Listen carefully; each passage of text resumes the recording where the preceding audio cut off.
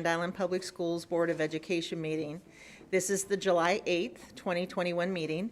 Notice of this meeting has been advertised in the Grand Island Independent, which is the district's designated method of giving notice of these meetings. We want those in attendance to know that copies of the Open Meetings Act are available at the entrance to the boardroom. If anyone in attendance is interested in addressing the board, you are welcome to do so. We simply request that you complete the appropriate form and turn it into us now so that you may be recognized during the public forum part of our meeting. And these forms are also located out front of the door. And if you do have one of those, you can just give it to either Mr. Barsonis or Mr. Hawley, and they'll send it my way. Mrs. Simmons, will you please call the roll? Mrs. Hinkle. Present. Mrs. Albers. Mr. Brown. Mrs. Durgans. Mr. Barsonis. Yes. Mr. Hawley. Here. Ms. Wolf. Yes. Dr. Brose. Here. Mr. Helenski. Here. Thank you. Agenda item 3 is our mission statement. Mrs. Albers, will you please read that for us tonight? Every student, every day, a success. In educating students, we teach hearts as well as minds. Student commitments. Within the school district of Grand Island, every student will be taught to read, write, and communicate effectively, solve problems, acquire and apply knowledge, and demonstrate mastery through performance to the best of the student's ability. Every student will be treated with fairness and dignity. Every student will be honored for their unique qualities and backgrounds. Every student will experience a sense of belonging, contribution, and success. And every student will develop responsibility and show respect for others as well as oneself. Thank you. Agenda item 4 is the consent agenda. And on the consent agenda, we have 4.1 minutes from the previous month's meeting, 4.2 claims as submitted, 4.3 bid proposals as submitted, 4.4 staff adjustments as submitted, 4.5 is the treasurer's report as submitted, 4.6 are the policies including, moved it just a little too much. 2311 board member vacancies on final read, 2215 board membership on final read, 3210 superintendent qualifications, recruitment, and appointment on final read, 2160 policy and policy adoption on first read, 2440 rules of order on first read, 5310 transportation on first read, 5523 data or records retention on first read, delete 1110 statement of philosophy and mission on first read, delete 2231 ad hoc committee, task forces, and advisory councils on first read.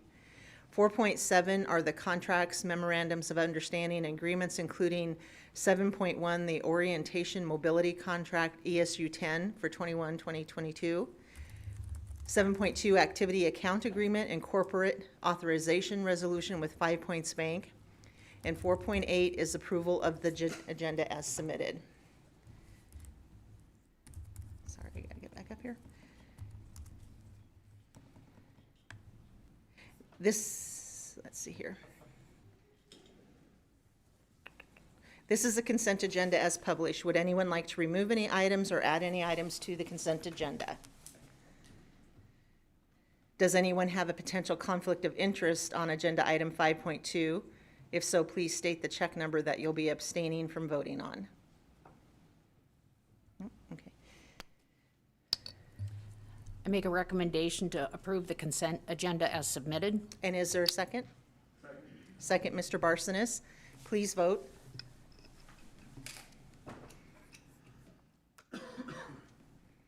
Motion passes. Thank you. All right. Now we will go to agenda item 5.1. If I can get there, I'm so sorry. It's the Act 10 CTE Administrator of the Year Award, and it looks like Dr. Palmer is going to introduce this for us. Yeah, very good. Good evening. It is my pleasure to introduce the recipient of the Administrative Career and Technical Education Professionals Administrator of the Year Award. This is an award that's given to career and technical education professionals at the school district, county, state, or federal levels who have demonstrated leadership in ensuring teacher and student success and have made significant contributions toward innovative, unique, and effective career and technical education programs. And I am pleased to announce that our own Mr. Dan Phillips has been awarded, is the recipient of that award this year. And Mr. Phillips is our Director of Innovation for Career and College Readiness, and he is responsible for a huge portion of the development and the implementation of our career academies at Grand Island Senior High. He is also, in the past, has been the past principal for our career and technical education program that's been at the Adams Street property. He was in it from the very beginning and really helped lead and design and implement all the programs that were happening there. And so he's been very instrumental in what has happened with our career academies at Grand Island Senior High as well. We know that Mr. Phillips is really skilled with working not only with our teachers and our staff and our students, but also in developing those partnerships. And he has national relationships he has relationships with other career and technical educational leaders across the nation. And so he's been very instrumental in helping us be recognized nationally. So I'm going to turn over to Mr. Phillips, let him tell me a little bit more about some of the work that he's been doing and what's going to happen next as a recipient of the award. Well, thank you all. This award really, it's nice recognition, but really it's recognition of everything that we've done here at Grand Island Public Schools, and we owe a lot to the school board. So I want to thank you for all your work from the get-go, going all the way back to 2010 with the start of the design of the Career Pathways Institute, and then moving into the academies. The support from the get-go, as well as being involved in the design, the implementation, and the continued growth. And really, this is just kind of the start. We have a very busy fall as we look to finally get the senior level implemented in all of our new pathways that we started back when we launched the academies. But we have quite a few schools from across the nation that will be coming to Grand Island to learn from us. That the National Career Academy Coalition really is wanting to use us as the demo school now for how to go through a transformation, because of the support that we have throughout the school district, through our community is amazing. And there's a lot of places across the nation that don't have all of those pieces together that we do. So again, thank you for all your continued support and throughout this process, and we look to continue to grow it.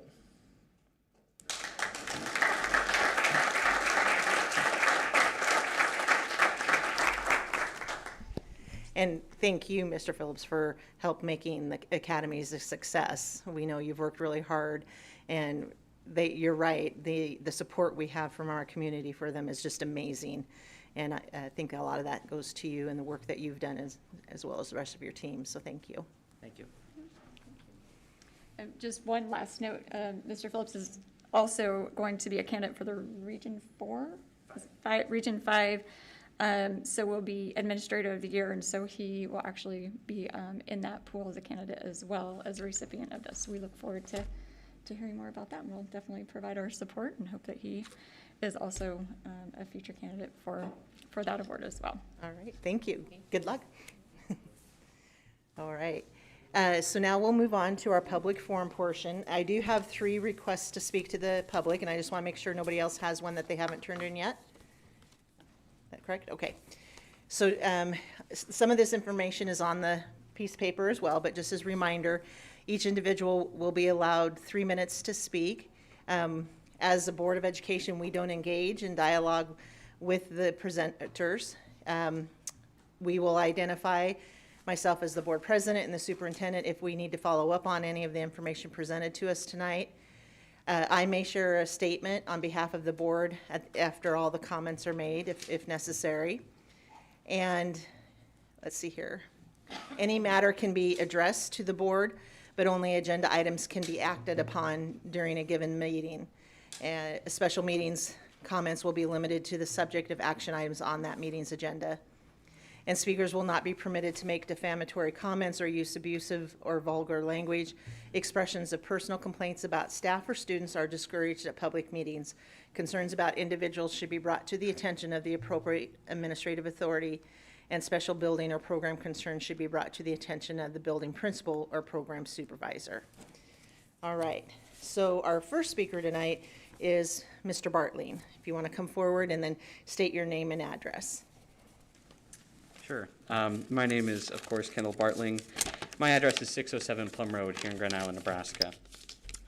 I just wanted to speak on the health standards proposed by the State Board of Education. As you know, the State Board of Education has begun the process of reconsidering and approving new health standards, yada, yada, yada. I'm pretty sure you guys know this at this point. Because of a lack of understanding on topics of LGBTQ issues, because of a lack of understanding, students belonging to the community, the LGBTQ community, are more likely to be bullied, to be assaulted, and more likely to commit suicide. The standards put forth help to combat this issue by informing, not forcing nor changing children at all. Despite what others may say, this does not turn children gay or teach children to hate God. Instead, it encourages schools to change standards to include information on underrepresented groups. I know for a fact that these standards, if they were in place when I was in school, would have prevented most, if not all, of the harassment and bullying I faced for my two mothers and for myself. In my last year at Grand Island Senior High, I faced an unprecedented amount of harassment because of who I am. It was not an uncommon occurrence for me to be called a slur as I walked to my car. I would often exit my vehicle to a cacophony of horns honking and cars revving with the sole intention of making me uncomfortable. I couldn't post a single thing on social media without receiving hateful messages just because of who I am. Now, this behavior is not out of malice, as these kids simply do not know any better. They were raised with a gap in their knowledge and a gap in their understanding. They were not taught the reality that gay people exist, that bisexual people are in Grand Island, and that transgender individuals are everywhere, and most importantly, that differences are okay. These standards teach facts, and the simple facts will save lives. I urge all of you to support the Nebraska Department of Education in their effort to create and improve these standards and to implement them into the curriculum, regardless of whether or not the Department of Education approves these standards. These standards fit into the equity statement that this board passed in June of 2020 and would bring the education that our students here in Grand Island get every day closer to true equity. Thank you for your time. And I forgot to mention, I wanted to mention at the beginning that you do see a little, when you speak, you do see a little clock up there, and it will turn yellow when you have 2 minutes left, and at 1 minute it starts to flash, and then at 3 minutes it will make an ugly sound, I think. So, all right. So our next speaker is Spencer Prentice. Oh, he left. Oh, he did? Okay, all right. Well, so our next speaker is Nita Lechner. If you want to come forward and you can state your name and address. Certainly. My name is Nita Lechner. I'm a former PE and wellness teacher in Grand Island Public Schools, and I was a pioneer in teaching sex education in Grand Island and also for the state of Nebraska under the Comprehensive Health Education Team Training. So I taught other teachers about teaching health education and sex education. And I saw a real need in middle school and junior high, actually. When I started teaching, it was junior high, to teach sex education. I did it with high values and high morals. I also had a brother who died of AIDS in 1988, so I'm very familiar with being bullied and bullying. And so with that, I feel like I have been around the block a few times. And I also did much research when I started teaching because there wasn't a lot around. So I taught about HIV, AIDS education. I taught sexually transmitted disease. I taught about if children were being harmed in any way by anyone, to report it to an adult so that they could get the help they needed. This was done with the beliefs and the morals and the values of people of the heartland, which Nebraska is. And I taught in a way that I took the parents' beliefs into consideration and also believe, and to this day believe, that the parents are the ones who hold the responsibility to teach their children about sex, and not beginning in kindergarten. There's no reason that a kindergartner or any of the elementary kids need to know about masturbation, about clitoris, about penises. They know that on their own. I don't think anybody taught you or me about where to find what felt good and where it was. That's part of what comes naturally. Hormones come along at the age of puberty, and teachers should be able to teach them age-appropriate information. What CSE is pushing is to teach what is totally inappropriate and developmentally not appropriate. Again, it's still the job of the parents.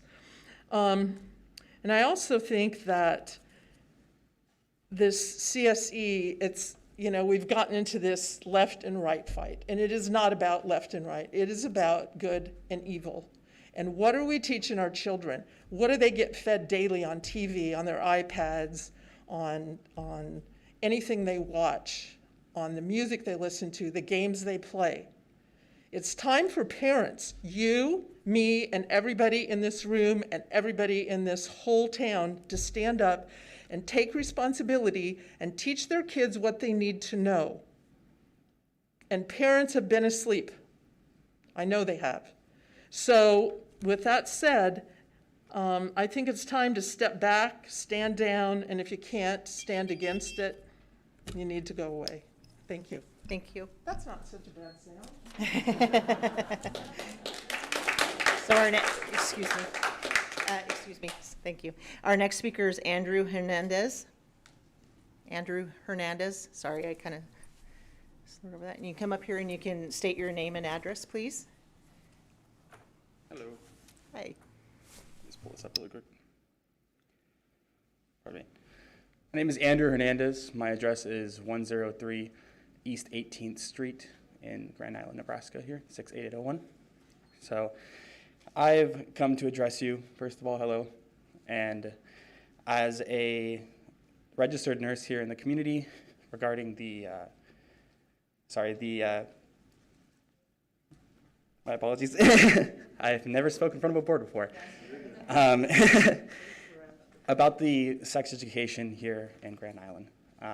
I've seen firsthand the effects of not giving sexual education to children, specifically with my own son. He's 6 years old, and I'm getting ready to have that talk at some point with him, and it's nerve-wracking, just as nerve-wracking as standing here and talking to you today.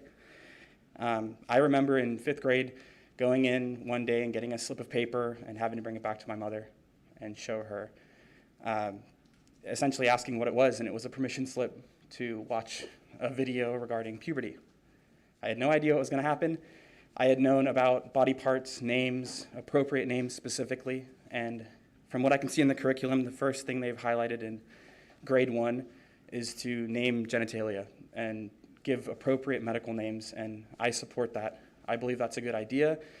I don't believe delineating sex acts to kindergartners and first grade students is the intention of this. I think that parents should have a say in it as well, and I do agree that parents should have a say in how much their children do know, but I do believe that in the first grade capacity and onward, there should be a fundamental foundation being set. I'm just about 30 days away from getting my bachelor's in public health, and that's one of the focuses I did was community health and aspects, and trajectory for teenage pregnancy is one of those largest things, and I believe that this motion and this introduction to education is very important, that we have at least a foundation, but also with the partnership of the parents, and to not just force people to take everything that's being said in school as the ultimate word. We need to teach children critical thinking skills and appropriate consent, the things that become the most valuable as social traits throughout the years, especially developmentally from K through 12. Thank you. All right. And we didn't miss anybody, right? No, okay. Well, thank you everyone for coming tonight and for sharing your thoughts. I know it is a little intimidating to talk to all of us up here, but we appreciate it. We shared last month information, and it was the same information that we had sent to our parents in, I think, May, right before school was up or out for the summer. But we are aware of these standards. We understand that it's a very passionate subject, lots of questions and feelings and opinions on the entire thing. We also understand that at this time, the Nebraska Department of Education, their group is redrafting, going through the second draft based on all the feedback that they've received so far. And you can continue to give that feedback to them directly if you go out to their website. And there's a link, I believe, right on the front of the page. And we would encourage everyone to continue to do that. we are neither agreeing with or disagreeing with these standards at this time because we're waiting to see what the final product is that comes from the Department of Education. And if and when they do pass them, it would be at that point that we would make any decision for Grand Island Public Schools. At this point, we have no plans to change what we adopted back in 2016 for our health standards, so we appreciate that. All right, so thank you very much. All right, so we'll move on with our agenda. And information item 7.1 is On Track to Thrive 2025.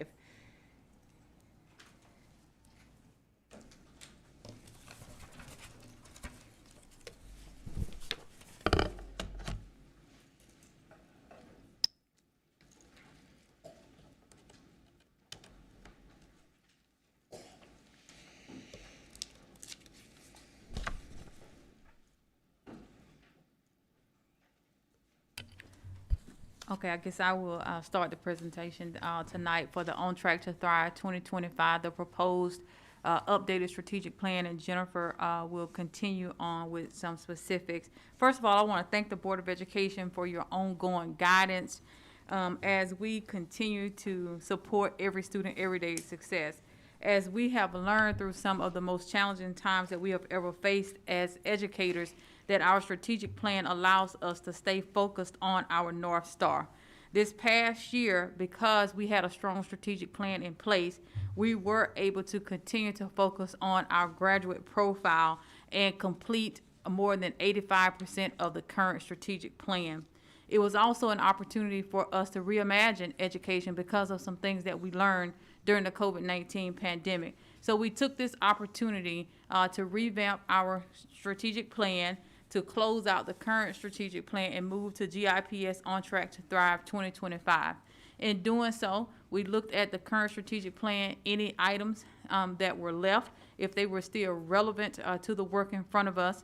We also took into consideration the Strategic Equity Action Plan, as well as conducted a SWOT analysis looking at the strengths, weaknesses, and opportunities and threats that we faced during the COVID-19 pandemic, and conducted an analysis, as well as consider other plans underway, such as our master facility plan, our long-range plan for extracurricular excellence, and considering the ESSER dollars that are in front of us and how we align those dollars for long-term impact.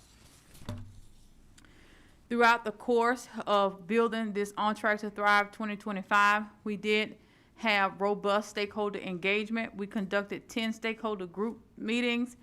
This included teachers, certified staff, classified staff, parents, students, and community leaders. And I want to thank all of our stakeholders for your input, because it really did help us to understand the priorities as viewed by our stakeholders.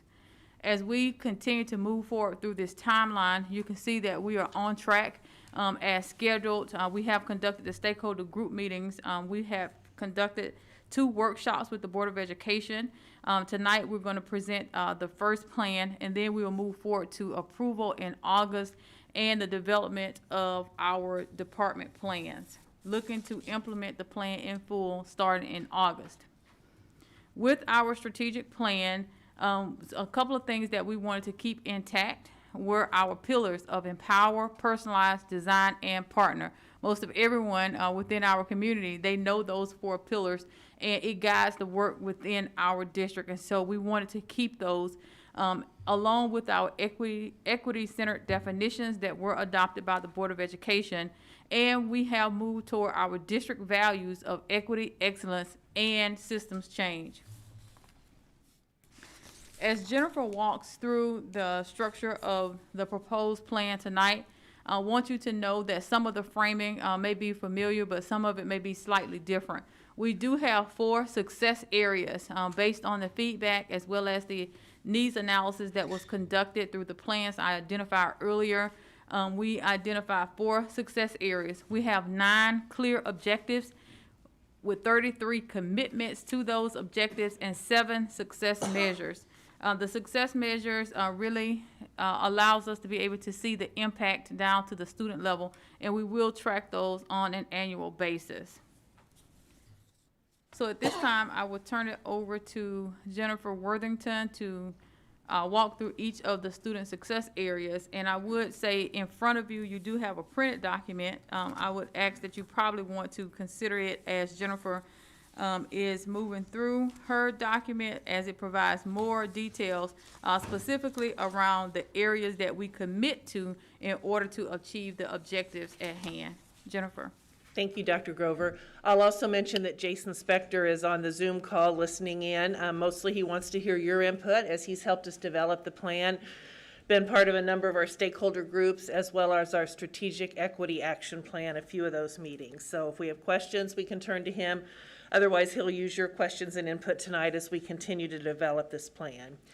So as I shared in the stakeholder meetings that many of you were part of, some of you several, we're going to spend most of our time tonight on the GIPS student success areas.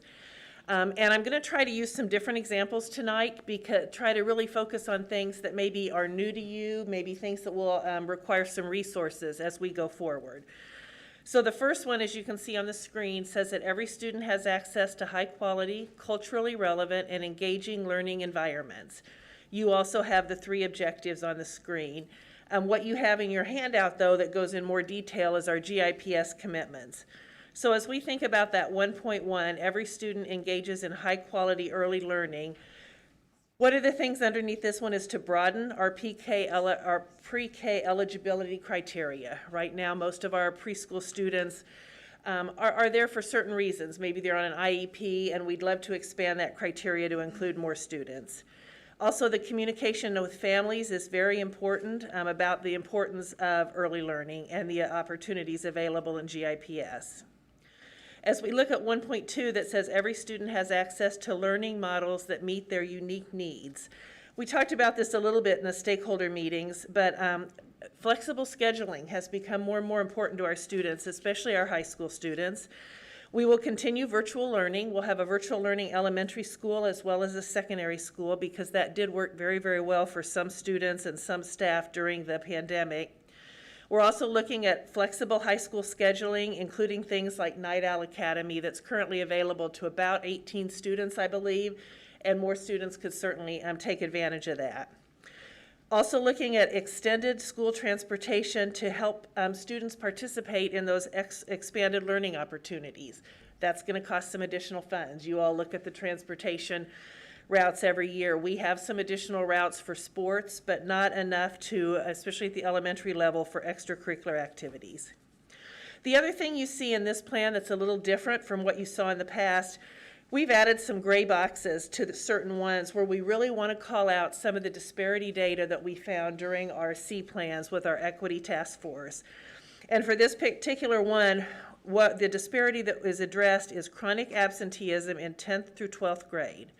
64% of African American and Hispanic students are chronically absent compared to 39% of their peers. So we need to use this plan to decide what those barriers are and to help those students. 1.3 says every student learns in a safe, resourced environment. This is our facilities master plan, and when we talk about next steps, you'll hear the timeline for us to bring that back to you. And then another one I wanted to bring out is differentiated staffing and supports for schools, principals, and teachers based on the needs and equity formulas. We did quite a bit of work. You've heard some of that this year with DMG, where we look at those equity formulas. Our principals, our leaders help to develop the equity formulas, and we need those to determine where our resources are best used. So for each area, you see the success measures that we'll be looking at, reporting back to you and the community on to determine if we're successful. And these have changed a little bit since the last time you saw them. They probably got a little bit more specific.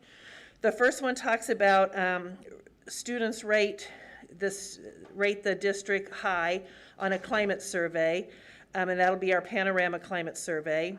And also chronic absenteeism will be reduced and disaggregated by race and ethnicity, and you can see what that target is. We want to meet or exceed the NDE target of 4%. The second student success area, every student will develop empowering literacy skills across disciplines.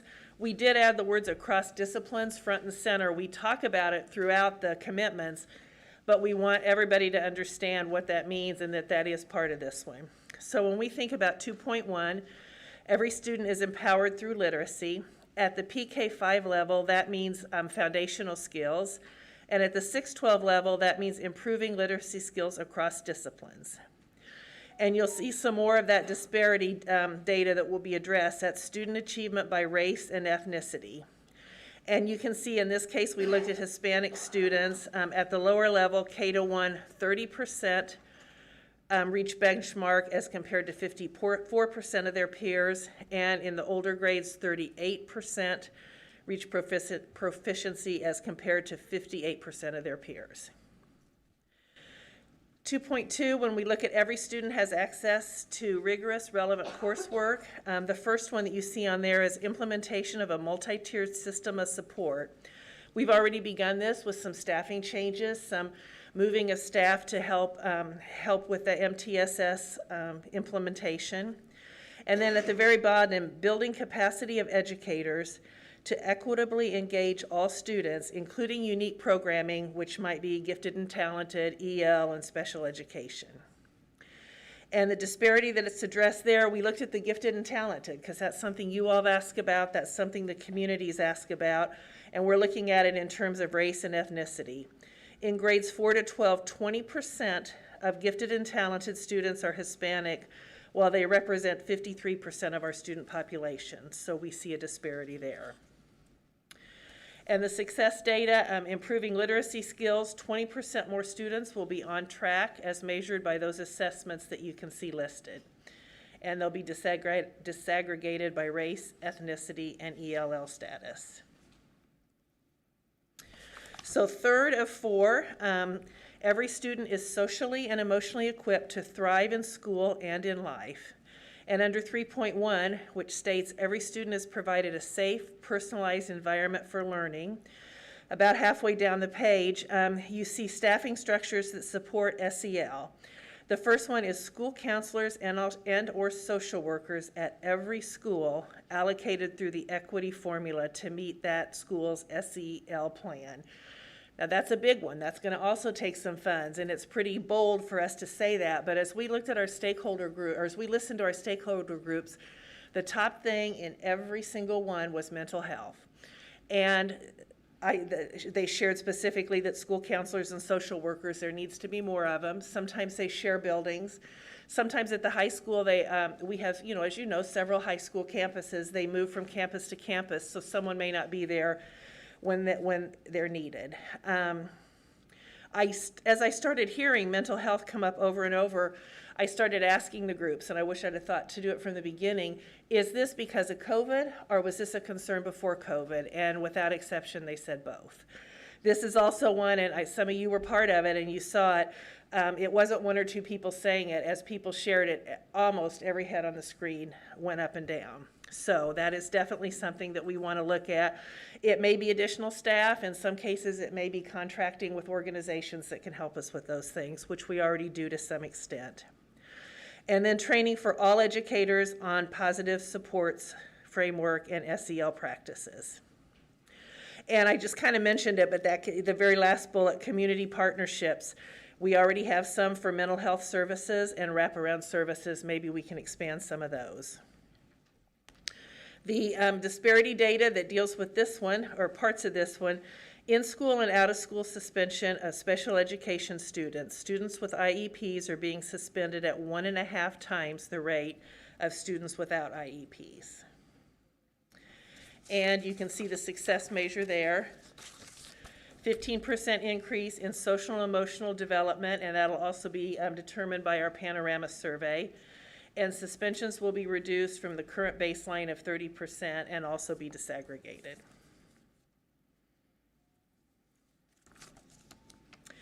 And actually, I skipped 3.2, didn't I? Because it was on the back of my sheet. I'm sorry.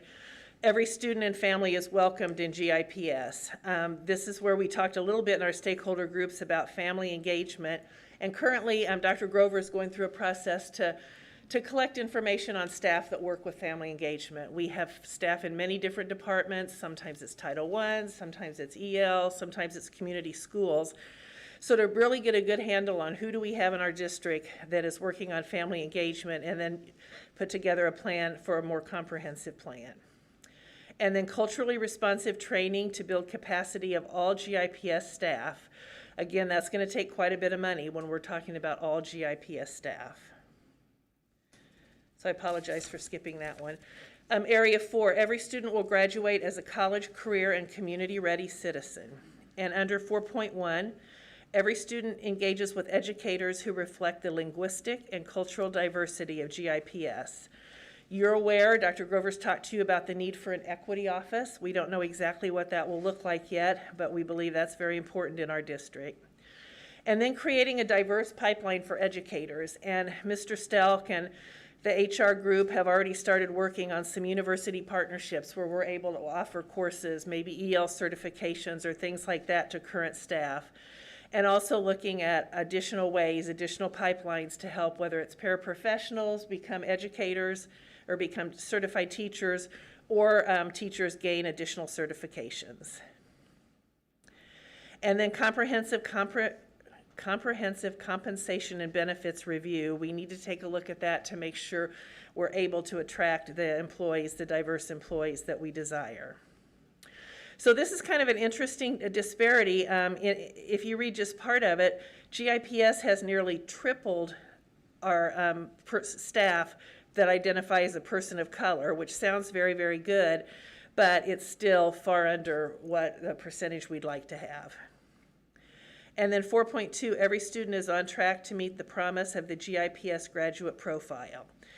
You got to keep up with, I've got it. College and career achievement centers at all of our middle schools and Grand Island Senior High, as well as the opportunities that will be available at the building that we will name here in a little while for families and for students. And then some of the things that we already do and want to continue and do even better at is access to work-based learning and our registered apprentice program. You probably remember that we were the first in the state to have one of those. We have several now. We'd like to continue that work. So as we look at this, dropouts by race and ethnicity, among the 2019-20 dropouts, that's a small number. We only have 2%. A lot of, most of our students complete high school, but of the 2% who do drop out, Hispanic males make up over 57% of that 2%, or over 2 times their the other students, which is 26%. So you can see the data that we will be sharing with you on this one.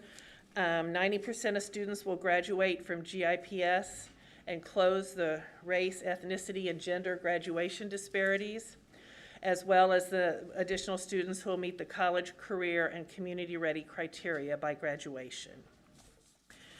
The other thing you see in your document before Dr. Grover finishes up, there is a glossary, and we're going to add to that before we bring it to you in August.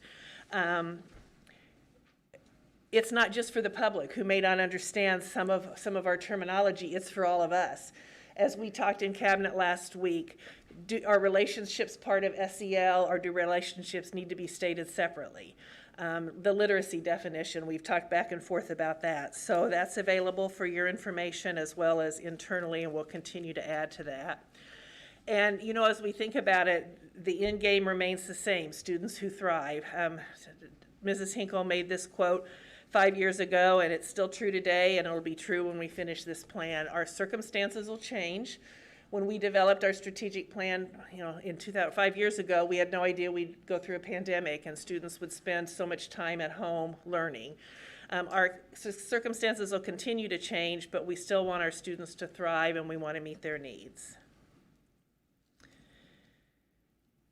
Are you going to talk about the ESSER funds? Is that correct? What? Okay, well, the timing of this plan is very strategic. It allows our district to utilize the one-time funds that you know are available. We've already gotten some stakeholder feedback on the best use of the ESSER funds. You may remember in our stakeholder groups, that was our third question. But we will also go out specifically for additional stakeholder input as required before we submit our application, and that's due, it opens here in a little bit, and it's due September 1st. So we'll have additional input, and it may change some of the things you see in here. We've already taken into account the stakeholder input that we collected in those 10 meetings, but we will have additional input that may change some of what we do. Okay, wonderful. Jennifer, you can stay there for all the questions. But first of all, I want to thank Jennifer for her leadership and her second round of helping to lead the process for the strategic plan and organizing all of us and the stakeholder meeting. So thank you so much. And to all of our department leads. I think everyone has been very thoughtful and really helping us to get to clarity and more specificity as we focus in on our work. So as we think about the next steps, we do expect continued board feedback here tonight, or as well as through committee meetings, and we will bring it back for August approval. We would like to start with our lead GIPS retreat here in July, where we will start with the principals and allowing them to give input on our department plans. With our department plans, this is critical because this is where you will see more specificity. If you recall, in our last plan, we had about 450 or so tasks in order for us to get to that 85%. And so the task will come out of the department plans. Also, the resources that are necessary, each department will be charged with identifying any cost factor so that the board is fully aware of the investments that it will take in order to achieve the strategic plan. We will also be looking at the systems changes. We talked a lot about this in our equity task force. So as you were able to see some of the disparity data that was presented tonight, our systems change as part of the department plans. It will allow us to let us know how our system needs to adjust in order for us to get to the achievement levels that we desire. We will continue to work on our long-range plan for extracurricular excellence. It is scheduled to come before you in the month of November. We'll look at our master facility plan between December and January because those are critical and require definitely some long-term considerations. Our equity task force is still intact, and we will allow them to be accountability partners for us in terms of the strategic plan and how we are moving about what they have identified through their strategic equity action plan. So again, I would like to thank Steve Gearing, who has been supporting us with our equity task force, as well as policy studies associates, and specifically Jason Spector, who's on the call tonight. They had a lot of information and documents to weave through. I mean, tons and tons of pages and spreadsheets. And I really do feel like that we've heard the voices of everyone, and we've made adjustments even as late as this week to make sure that we really understand the needs of our students as well as our community and how we can best support them. At this time, I will conclude my comments and we will take any questions. Okay. Well, first of all, I just have to say that the pictures on the PowerPoint are always so fun. You guys choose some of the best, and those, I miss having kids here with us for different things, but I'll start off. I did have one question. So on the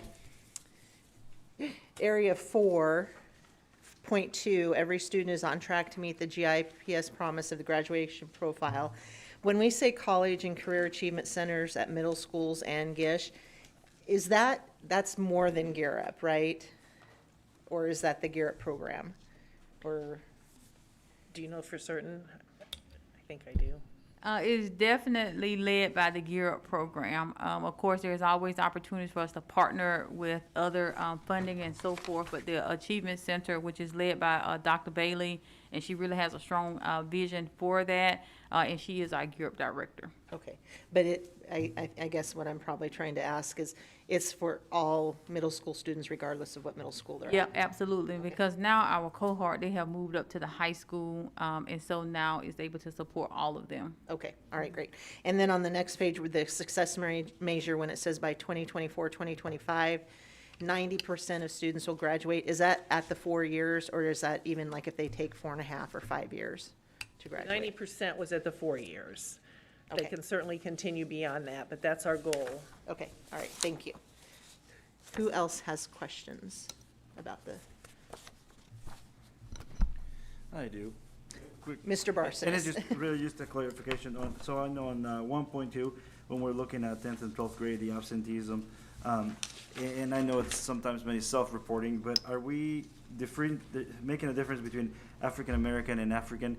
Just because we do have a lot of, our refugee population has grown, our demographics has changed, so I don't know if it makes sense or not. Maybe you guys are already tracking it in different ways, but is there? And I don't necessarily, it's just a thought to put out there. I don't need an answer today. It's just I think sometimes it does make sense as we put data together. our African American population smaller than our African refugee population, and maybe for the purposes that we're working, it doesn't make that much difference, but Okay. just a thought. Absolutely, we'll make a note of that, thank you. I can speak to that. I think the coding that we have, and Corey, you can pop out if I'm wrong. So it's the option of what they have to choose, and the option that they have to choose is, just African American. I think it may be like /black or whatever. So I think it is considered together. I don't know if we can personally change it or not, because I just think that from a federal government and a state level, that's the way that it's presented to us. But we can certainly look at it. And you're right. I have to explain it to people all the time. But definitely when we start thinking about the cultural differences and the diversity, definitely need to take that into consideration. I appreciate your comment. What other questions does anybody have? Dr. Bros, I see you going for you. And I'm not sure who answers this, if it's Dr. Palmer or Dr. Dexter, but on 3.1, when we talk about the SEA plan disparity addressed, the suspensions of special ed students, do we know if those are because of their handicaps that they're being suspended, or because of, are we keeping track of what's going on there? Can anyone handle that question, or do we need to get back? Continue. Dr. Dahl, I'm sorry. And I would mention, it's in my notes, but I'll just mention an answer about the success measure, or the SEA call out that mentions African American and Hispanic students. Those are separate groups, but both of them had elevated chronic absence, and so that's why they were both listed. To your question, all of our principals are continuously going through their suspension data and also continuously receiving feedback on us to reduce suspensions, to consider alternatives. In addition to that, we still find elevated rates for specific populations, both students with IEPs as well as African American female students, as we did research on that earlier in the year. And we work individually with principals. Anecdotally, I've read a lot of the suspension rationales. Anecdotally, I've not seen anything that's risen to the level that a student would be suspended because of a disability. And we would so advise against, this is work that Ms. Renee Engel would certainly be working with both other directors as well as with school leaders. So again, not something that we've seen, but I'm happy to continue looking at that as we work to lower that. And that's why we called it out both in the SEA plans as well as in the strategic plan. And then I just have one last comment. I've watched this develop. I'm really impressed with what's happening and how it's developed and how it's being organized. And you're doing a remarkable job of keeping us on track to thrive for 2025. So thank you for all the work you've done. Thank you. It's been a great team effort. All right, what other questions or comments from the board? Mr. Hawley. Dr. Dahl, as a follow-up to Dr. Bro's question, with regards to the numbers, 1.5 times the rate of students with an IEP on suspensions, is there data that differentiates that, like from, say, the skills program to the regular classroom, where the IEP students that are in the regular classroom on IEP versus in a specialized program? Does that question make sense? I'd kind of like to ask a clarification question. Are you asking, is the origin of the suspension from a special education class and or from a special education teacher versus a student who's mainstreamed and who's in regular education classes? Yes. Okay. That's the short answer. Not every question has a complete answer. That is one that I have to take back and do further analysis with. And so I will. And I recommend that at the first board retreat that we have, where we discuss the data that we have for the strategic plan, that's a question that we could most suitably answer there. But I'll do the research for it. I appreciate you for asking. And so you can follow up on that.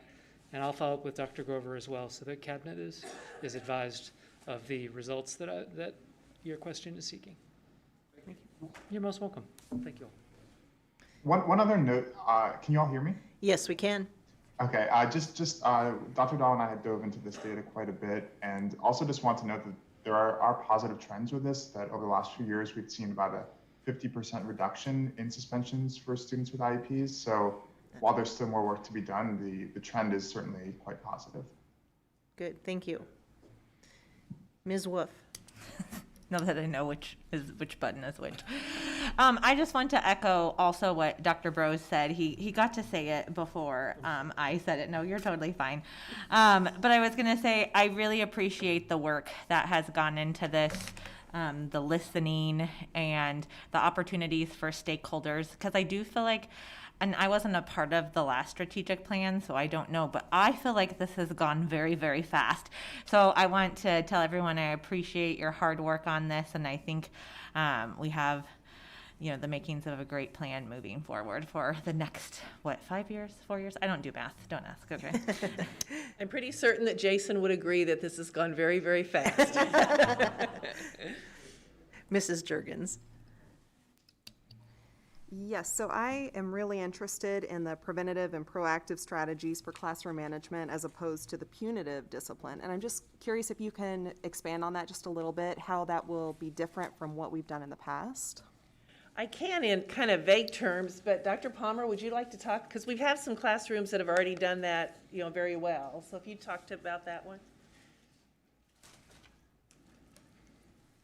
Yeah, I can speak to that. And we have done a lot of work with, really starting last year, of course, with the pandemic. It was really recognizing how important those relationships are with our students and our staff, and making sure that we're creating the safe conditions for learning for students to come in and feel like, they can learn in that environment and that they feel safe in that environment. And so the positive proactive strategies are really those specific routines, some consistent and common language for our teachers to use, and just those practices of being really proactive with giving students and teachers really positive, timely feedback that really helps them grow and develop. And it's more about teaching the skills versus on the punitive side, it's after a student responds or reacts or has a behavior, it becomes a punishment versus a teaching piece. We want to teach up front and give kids the knowledge and the skills to self-regulate and to really be responsive in that environment in a positive way. So really put forth a lot more effort on being consistent with routines, procedures, and common language on the front end, so that hopefully we're decreasing the office referrals and things like that on the back end, and helping kids develop those skill sets that are important for lifelong. Does that help? Yeah, I want to add to that just for a second, because this was a huge conversation piece with PSA and Jason as well. One of the things that we talk about a lot is like suspensions, right? So we want to see our suspensions go down. And really, when students are just suspended and they're sent home, they don't have that opportunity to learn how to process and problem solve through their behaviors. So that is exactly what Dr. Palmer is explaining.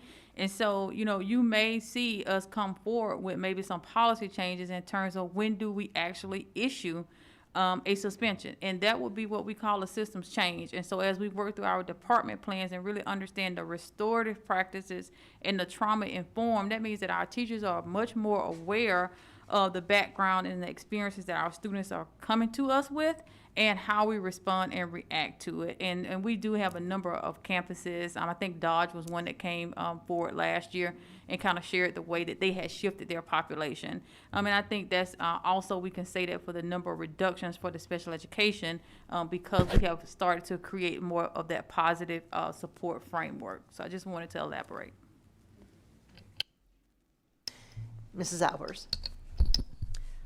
I'm always pleased to see that mental health is being addressed in any plan that we're talking about. And when I was in on some of those listening meetings, that's really something that the parents brought up. It's something, and first of all, just a big shout out to the parents of GIPS, because they have great ideas. And I'm always just so impressed when I'm more listening than even adding to any of these meetings, just some of the great ideas that they have. I mean, they're living this. We've all lived it when we had kids at home, or if we still have kids at home, just the anxiety and stress that all kids feel.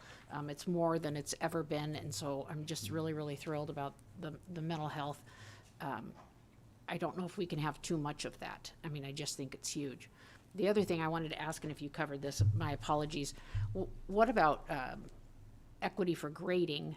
And is that in the plan anywhere? Are you going to start looking at that in some different avenues? Do you want to take that one as well? Because I have heard you talk about that. Yeah, thank you, Mrs. Albers, for that question, because that's something we continue to talk about, and it will definitely be part of our department plans. And what we've really noticed is that, grading practices are really a personal and emotional task, I think, that happens. And so we want to make sure that it's not seen as a separate entity or a separate initiative. Our grading practices really need to be about the feedback, but that we give kids about their learning towards the specific standards that they need to know and be able to do. And really building that understanding, that background through our curriculum work. So it's going to be embedded into our department plans, and part of that will be informing parents and involving parents in that process along the way to discover or to describe and define what that looks and sounds like for their children, and how that might change what they see on report cards in the future. But it's definitely going to be a process that's going to be embedded in some of the current curriculum work that we're doing. If I may, I think it would go back to mental health once again. If there's a way to alleviate some of the grayness of grading, instead of, I mean, I'm sure it's a very personal thing for a teacher and how they set those things up. But as a parent, I would even say to my kids, does this teacher have extra credit? Does this, can you retake this test? No, I can only retake one test. Well, that other teacher let you retake all the tests, And so you can't have rigidity in it, but consistency of some sort, so that the kids know what to expect and the parents know what to expect. And it's definitely an equity issue, right? So we want students to know that they can go class to class, and there's some consistency in the way that grading practices are routinely worked through. They know what to expect, and so that's really what we're working on, is really unpacking the research, making sure that we're really being focused on what is it that kids need to know and be able to do, and then that's what they're graded on. And then that feedback and how teachers are grading those practices become more consistent. And being really clear and open and honest with our students about, what we've learned is that in a lot of students, these grading practices definitely can create a loss of hope if they feel like they are in a situation that they can't get out of. And we don't ever want to put a kid in that position, right? We want them to know that we are there to help them, and we are there to guide their learning and support them in reaching those high standards of learning, because ultimately we want them to be successful and be able to achieve what they want to achieve in the future. So, okay, one more thing and then I'll shut up. But I do think you just nailed it. I mean, that's where a lot of the anxiety and the depression is coming from students. They get a bad grade on their first test. They get a 60 or a 50 or something. Mm-hmm. That is a hole that is almost impossible to get out of. Right. And so then why should I? Why should I even try? Why should I even go to class? Why should I even graduate? I mean, it's just vitally important to the mental health of our students that we get this figured out. Yeah, and that's one thing you'll see. We're definitely coming back to our grading expectations. That's going to be a routinely part of our professional learning for teachers, but that's where it's going to be embedded into that curriculum and instruction. So as we're talking about what kids need to know and be able to do, is how do we verify that? And then how do we give kids feedback on it? And how do we make sure that they get to that point, that it's not just this one point in time and the student did again, is like, what do we have to do to make sure that the students get it along the way? And what are those grading practices that we need to employ to help support that? So yes, definitely. Mr. Brown.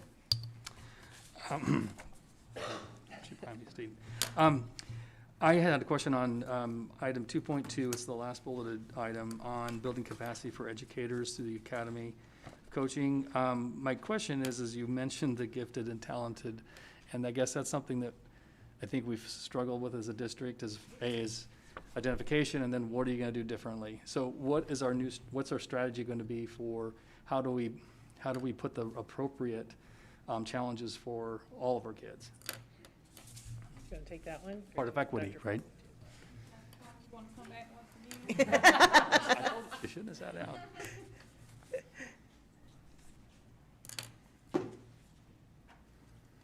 I don't quite have my 10,000 steps in yet, so it's all good. That's all right. Yeah, that is exactly, when we talk about that tier 1 instruction, it is about that differentiation for all kids and making sure that what they receive is highly rigorous and challenging and meeting those needs. I think where the programming piece comes into place, we have some unique situations and where students do need to go beyond and be able to excel, and we need to build and personalize. And so that's something we want to continue to work on as we develop that tier 1 instruction where all kids are being successful, but we're also able to accelerate and support kids who need something beyond it. So it'll be part of our department plans as we work forward. Right, so, I mean, the goal would be for all teachers being able to identify Right. and then appropriately get that rigor for all kids, so. And we think that that's definitely an area where there's education involved for our teachers, the professional learning, or what are those signs and how do you build off of a strengths-based approach to students when you're planning. So that's going to be a definite professional learning piece Okay. for us to Thanks. consider. I'll let So you you sit down so we can call you up again. I was gonna say, you might just want to hang out there, Mr. Hawley. I have a question about a bullet point in 3.1, ensuring that every student is connected to a supportive adult. Can you expand on that? Is that something that we're trying to connect students with a supportive teacher or somebody in the administration, or is that making sure they have somebody at home? Maybe you can break that down for me. Yeah, there's a lot of different ways to do that. We have formal mentoring programs like our Teammates program. We started a program a few years ago called Success Mentors, and now we have a program called Strive. Both are with Mentor Nebraska. And they are very simple but intentional ways to connect students with adults.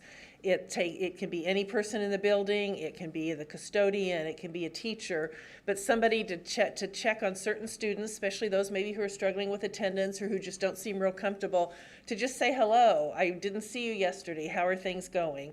So I know the high school is working on a few additional things like that. It's overwhelming to think that how can we ensure that each of our 10,000 or so students are connected to a supportive adult, but with some of those programs, it makes it more possible.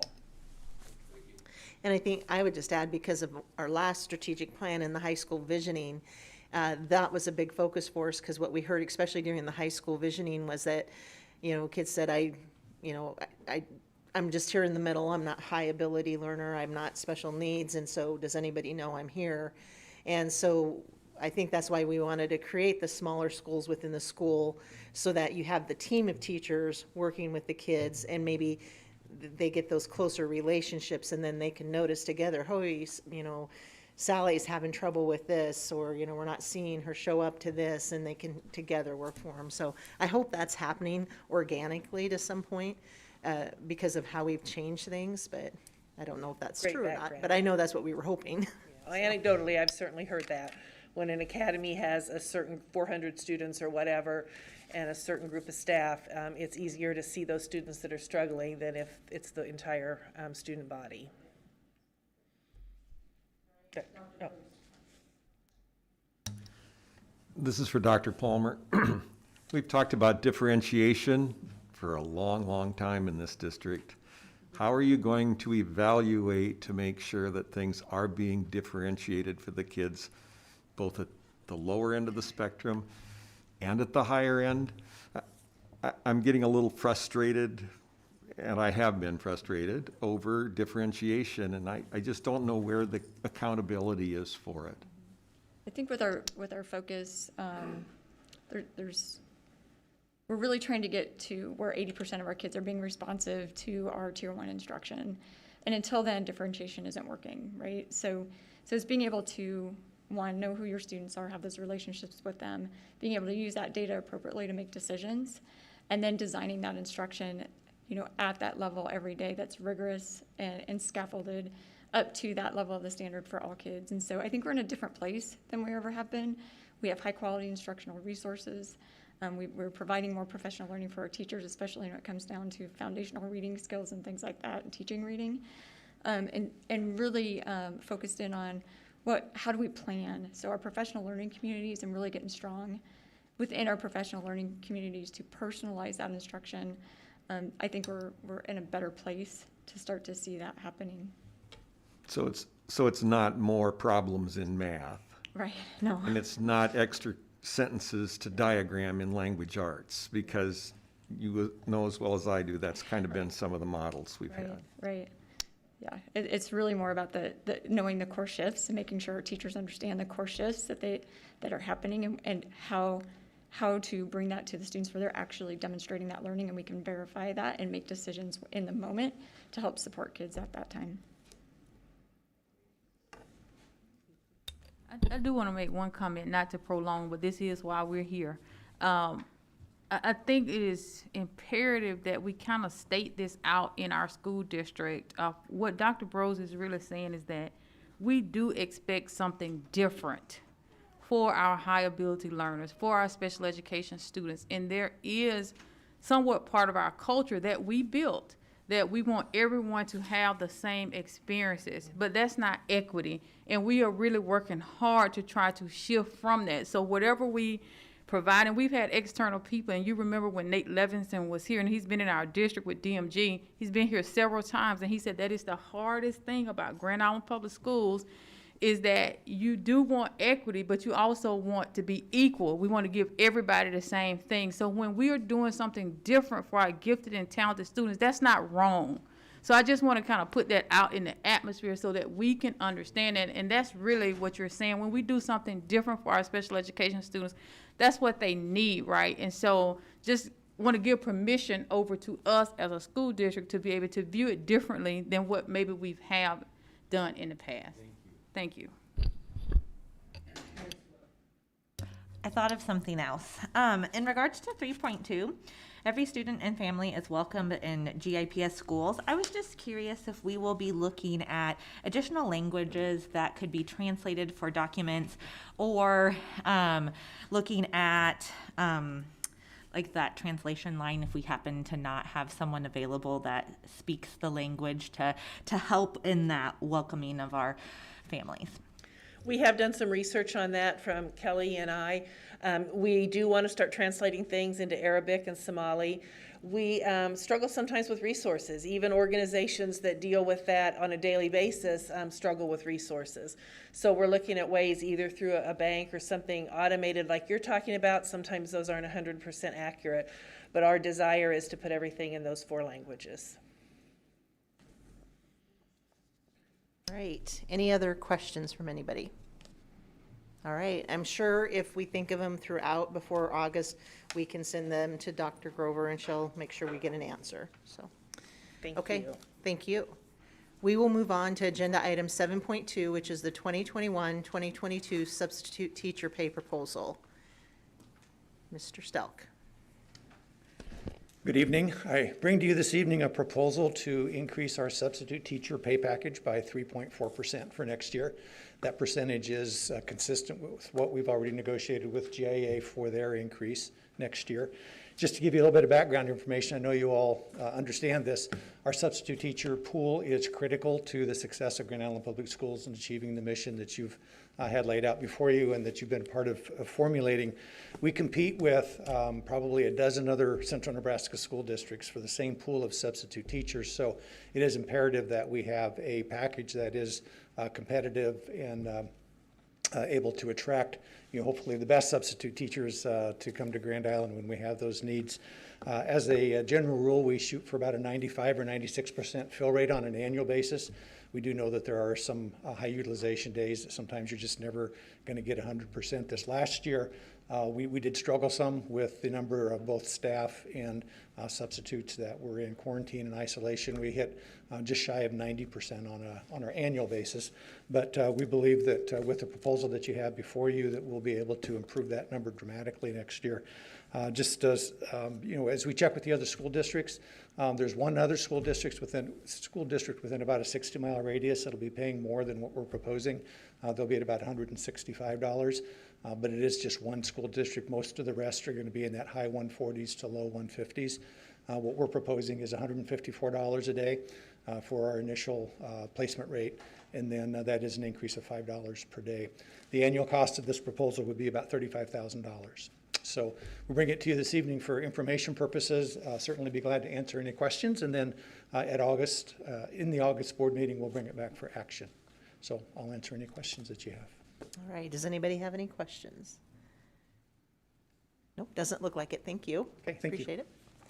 All right, 7.3 is the request to approve the Title I CSI funds to partner with FEV tutoring to improve academic achievement for students in Title I schools. And Dr. Palmer will be presenting this.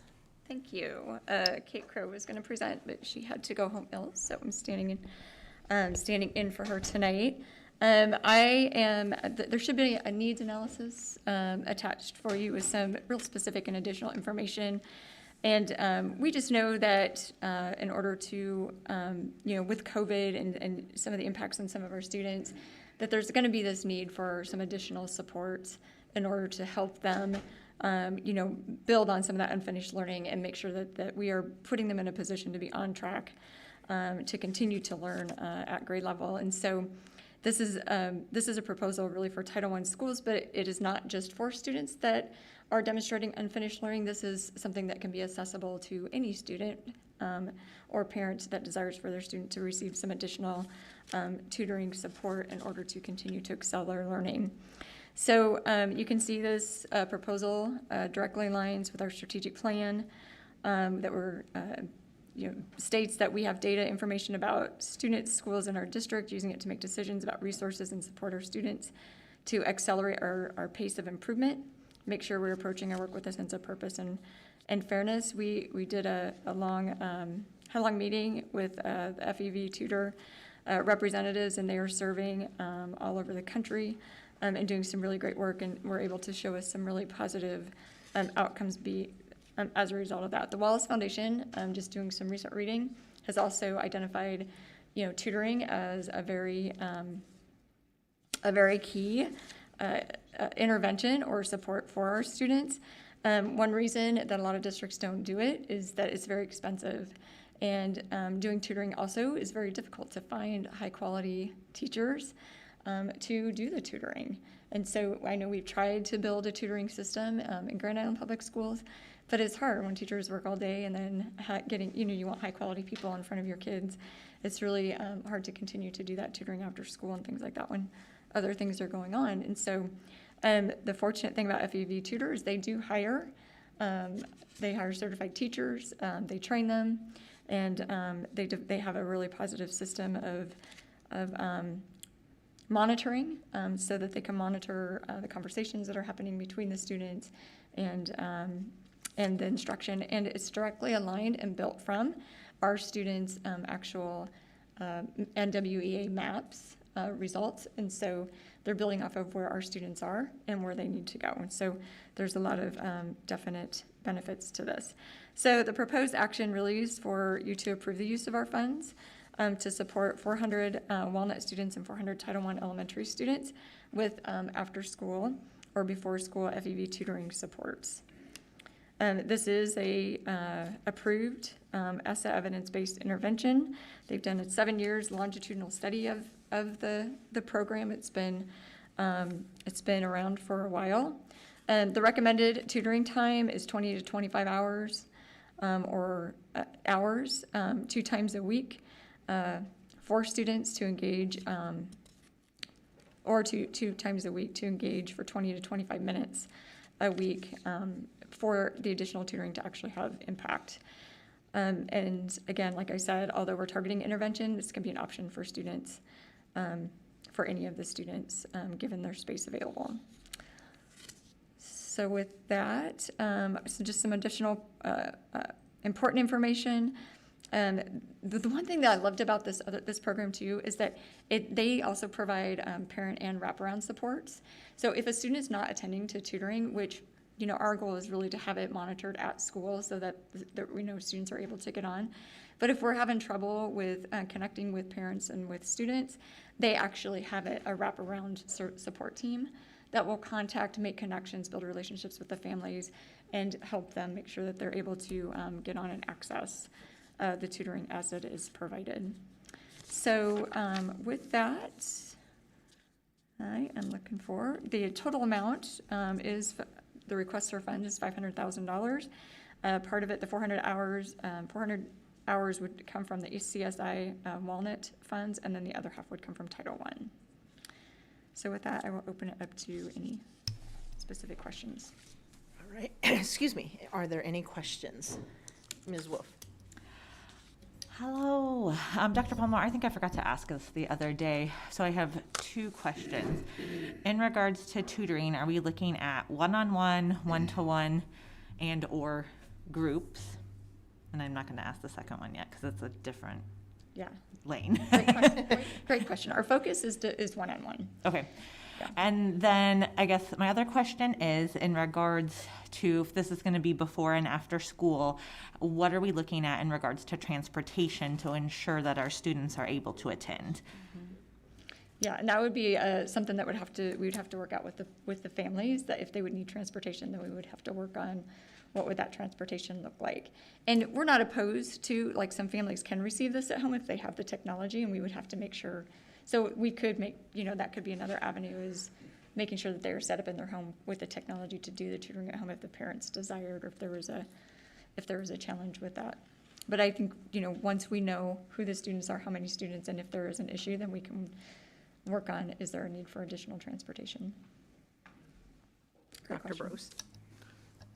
I forgot to ask this during finance and facilities, but this is a supplement to the supplemental program, correct? It's not supplanting anything. Correct. We have the federal dollars to pay for it, and we're already providing the initial Title I program as designed by Walnut and other elementary schools. Absolutely, yeah, in addition to support.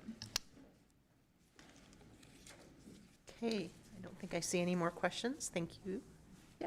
And I will bring that, I will bring it back next month for action. So if Okay. there are additional questions, hopefully Ms. Kerr will be here to help answer those as well. Okay. And I think you're also going to present 7.4, which is the request to approve Title I funds to expand Dreambox licenses to all Title I schools. Correct. So this last couple of years, we piloted the intervention of Dreambox in some of our Title I elementaries, and really have some good feedback from the teachers and the student response to the intervention. And so we want to continue to expand that to all Title I elementaries for this year. And so this is, the proposed action is to purchase a 3-year building license for all of our Title I buildings. It is a supplemental resource that our teachers can implement during their what I need time or intervention time and flex time. So based on where students are, what the needs are, that they can design and support students with the additional resources and supplemental resources. And the L4L team, Dr. Berman and Cindy Beeman, before she retired, were very much involved, making sure that our teachers were getting some professional learning on how to actually implement the intervention. That's a really big and important piece. And then we've been working with representatives to make sure that we're setting our teachers up for success this year in the new buildings as well, and that we're understanding the reports and the things that we're going to look for in order to make sure that it is actually getting us the results that we are wanting to get as far as addressing unfinished learning for our students and helping our students get on track.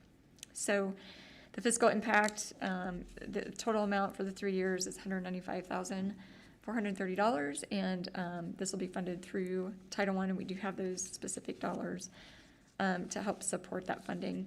There was a question that came up during, I think it was L4L, or maybe it was in FNF, is what about our non-title schools, and what are the interventions that are we able to provide interventions for all of our students? And the answer is yes. We are fortunate to be working with NDE, and they have identified Zern as a math intervention. We've been using it this summer in our non-title schools as an intervention, and I actually got to some firsthand experience of watching students and talking to teachers about the implementation of that. They actually had a 2-day training before summer school started, and they said it's really been awesome. And the middle school teachers especially said they were really impressed with how kids are being responsive to it, how they were able to customize for students based on what students were needing, and how it did align common language-wise, but also with the core shifts in math. And so we will be able to continue, thanks to the Department of Education, to utilize that for this next year.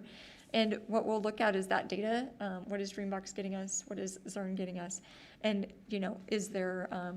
is there an intervention that really is showing that our students are growing at a faster rate or accelerating at a faster rate than the other? And do we need to make some decisions about having a district-wide common intervention for the future. So we're kind of excited to see that research project and how that turns out.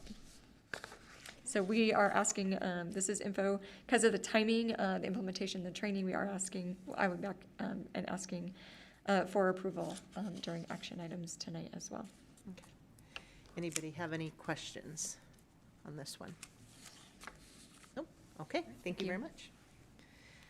All right, so 7.5 is the lease agreement between GIPS and Central Nebraska Education Agency for the Early Childhood Learning, Early Childhood Education Center at the O'Connor Learning Center and related matters. Dr. Schroeder. Okay, attached to this agenda item is a resolution authorizing a lease with the Central Nebraska Education Agency that strives to meet GIPS Success Area 1.3. Every student learns in a safe and resourced environment. This lease will enable the district to lease the property named therein for a 5-year term with the option to renew the lease well into the future and provide an adequate early childhood learning center. The attached lease and resolution have been reviewed by the district's legal counsel. The needs analysis is also attached to this agenda item. The estimated economic impact of this comes in the form of about a $45,000 a month lease. And this item is also an action as well as an information item on tonight's agenda. Are there any questions that I can answer for you right now? And so does everybody remember, it's been a while since we first talked about this with the O'Connor Learning Center and how we needed to form that interlocal with the ESU, and it's called the Central Nebraska Education Agency. So just as a reminder, I know it's been a while, so. Okay, looks like there's no questions, so. Okay, thank you. Thank you very much. All right, 7.6 is the GIPS Safe Return to Schools for 2021-2022, and I believe Mr. Gerhardt's going to present this. It is. Good evening. Tonight I have the privilege to bring you the GIPS Safe Return to School on behalf of, a large group of very dedicated individuals, the pandemic team. You've heard a lot about them over the last year, and they are the architects and authors of this document that I'm going to be covering tonight. The draft is out right now on the website, so it's available for public consumption. It is a draft. We're seeking feedback from the public. A couple of things, I guess, the meat and potatoes of the document are really on the third page here, where we just talk about how the beginning of school this year is going to look a little bit different than it was last year. And so I'd just like to read this. I think a lot of thought went into it, and I think this kind of summarizes a lot of what the document is, and then we'll kind of step through the rest of it. But GIPS will return to school in August 2021 with fewer restrictions than the previous school year. For staff and students, masks will be encouraged, supported, and optional unless substantial transmission, as defined by the Centers for Disease Control and Prevention, the CDC, occurs in Hall County. However, in accordance with federal law, masks will be required when riding district-provided transportation of students.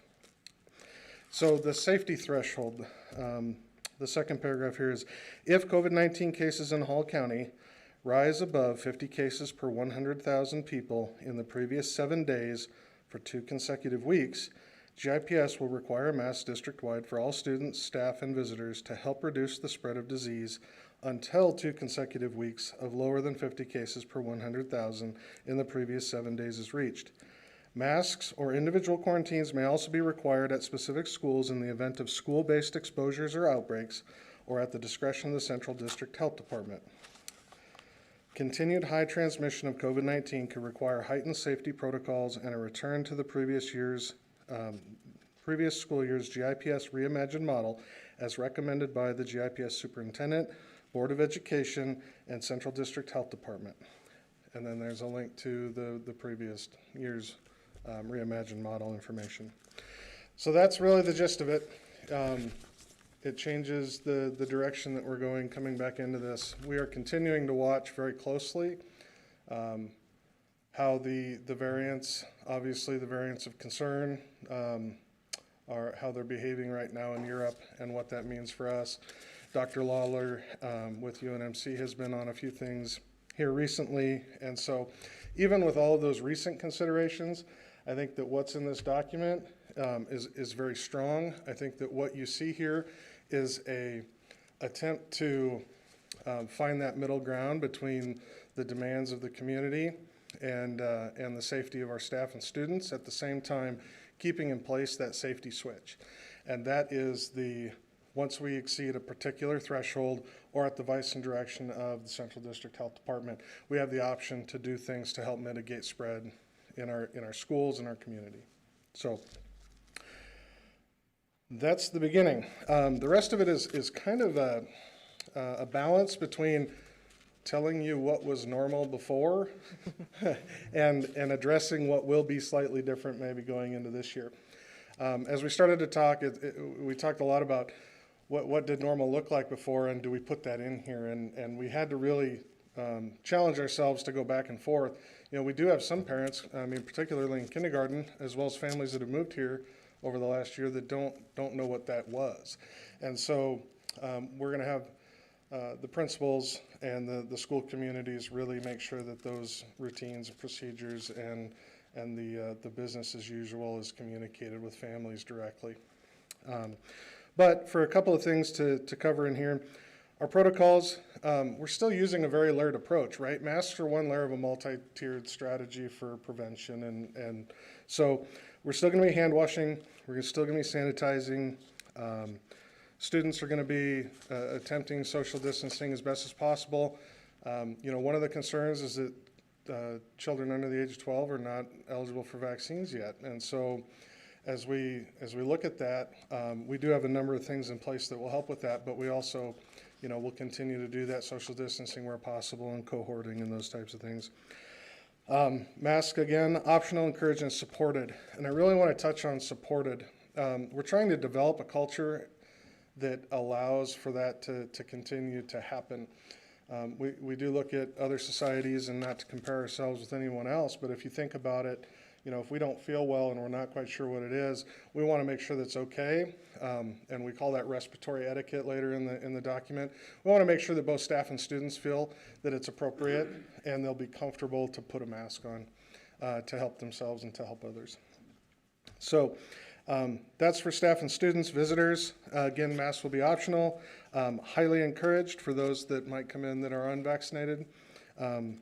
12 and over obviously have that option today, and we you know, personally, I encourage that tremendously as a method to help stop this. If we look at parent-student engagement involvement, what that's going to look like, we are going to have parent-teacher conferences on site.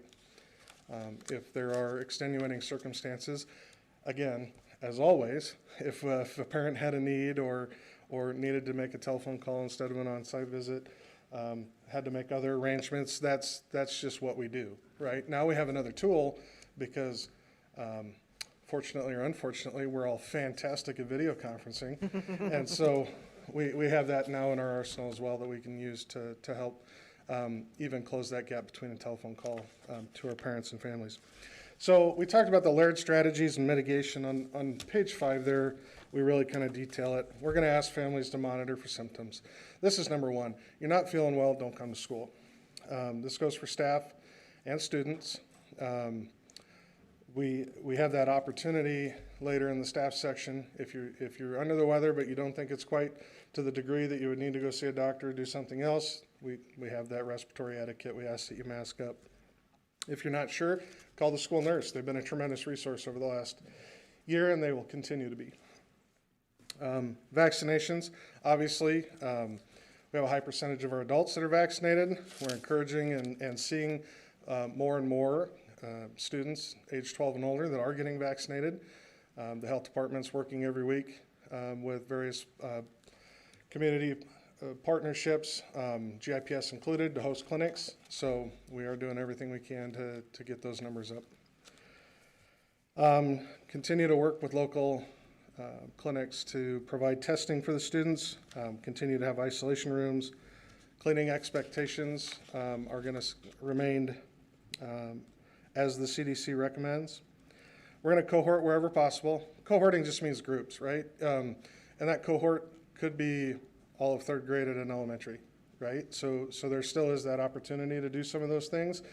The idea is really just to make sure that we can identify if cases do occur, where they occurred, who those students were around, and there. So we keep those groups as small as possible. You get into the middle schools and high schools, it just looks different because we unfortunately, that's just the way the model is. So those kids are going to mix throughout their grade levels. And then, of course, the air purification, right? We've got needlepoint bipolar ionization, and that is a tool, and I believe it's been very successful. Transportation, we talked a little bit about how it is required at this point. That's a federal mandate. There's federal law.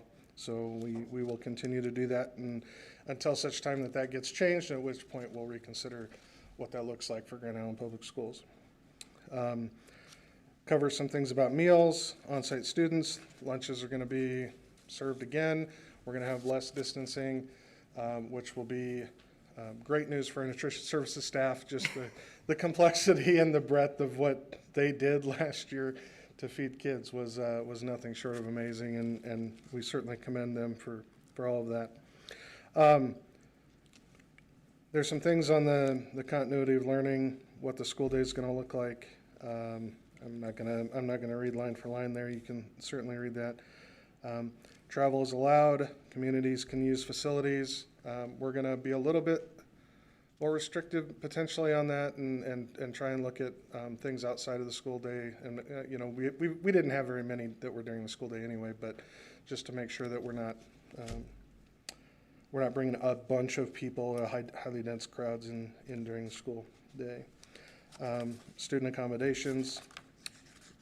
So respiratory etiquette, that's on page 8. We talked a little bit about that.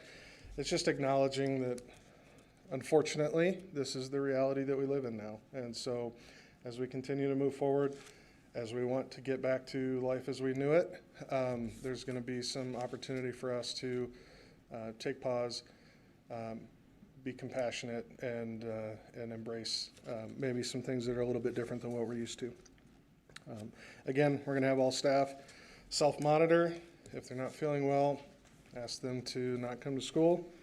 And then one of the big things here near the end of the document is the pandemic leave. You know, the state of emergency has been declared as over in Nebraska. And as we go into next year, with all adults having the opportunity to have been vaccinated, there won't be any there will not be paid pandemic leave. So if there is leave that needs to happen, with the exception of someone who was vaccinated and then comes down with it and needs to be isolated or stay at home. Social and emotional supports for staff. You know, it's funny, we don't always look in the mirror. We've been through a lot, but this is just a reminder to all of our staff that there's places to go to reach out if you need help. And I think that kind of sums up the document. There is a conclusion paragraph, but I don't know that it needs to be read out loud here. I would encourage you all to read it. It just talks about how this is a community wide and has been a community-wide issue. Grand Island Public Schools reaches approximately 35% of the people that live in that community every day. And so this gives kind of a perspective on why it was so important that we did what we did, and why we continue to do what we do, especially in the face of going forward with some of that uncertainty that we're walking into the fall here. So with that, I guess I would open it up for any questions. Ms. Wolf. I don't really have a question. I just wanted to say thank you for not having any big, scary statistics and graphs. And I really want to say thank you. You have been the face in regards to providing a lot of the information for us throughout the pandemic. And I really appreciate the work of the team and everything that you have done to help keep us open. Well, thank you. Mr. Helinski. If you went over this, I apologize. There's a lot of information in there. What is the plan if a kid starts showing symptoms at school? Parents don't want them to wear a mask, teachers not wearing a mask. Is that entire classroom going to be shut down, or what's the plan there for staff and other kids that aren't wearing masks? Right, so we're still working through the protocol there. And I could speculate just a little bit. I know that Chris Roman and the rest of the nursing team are working with the health department to make sure that we get that nailed down. Quite frankly, they take almost all of those on a case-by-case basis. When we look at illnesses in schools, I mean, COVID is obviously the biggest thing that we've dealt with, but in reality, we deal with influenza every year, and that is an infectious disease, and we do treat it like that. So we have processes in place today when a kid shows symptoms as to what we do, and it's typically through exclusion of that student. There's some options out there as to potentially having the class wear masks for a period of time in order to ensure that if anyone else does get sick, that it's more contained than it would have been had they all not. But those things are really going to be driven by the health department's recommendations at the time, depending on the student's severity of illness, the likelihood, the potential, a positive test, those types of things all factor into what the result is for the rest of the class. Mrs. Juergens. I also do not have a question, but I just wanted to thank the pandemic team for all this work. I think a lot of us are really excited to see the information in here. And I also specifically wanted to thank you all for putting the numbers to the situation. So if it's 50 out of 100,000, you know, it's nice to have those lines in place, and I feel like it'll make it simple, should we come to that, hope we don't, that, you know, you can say, no, we actually hit it, so here we have to do this. I think that'll simplify the situation, as opposed to creating it all on the fly like you had to do last year. Yeah, thank you. Mr. Hawley. Just a quick question about absences. So, in the spirit of talking about normal, right? Before last year, if your child had, let's say you woke up with a sinus headache or a stomach ache or something like that, you call into the school, kid stays home, they feel better, the next day they go back. Going into last year, it seemed like at different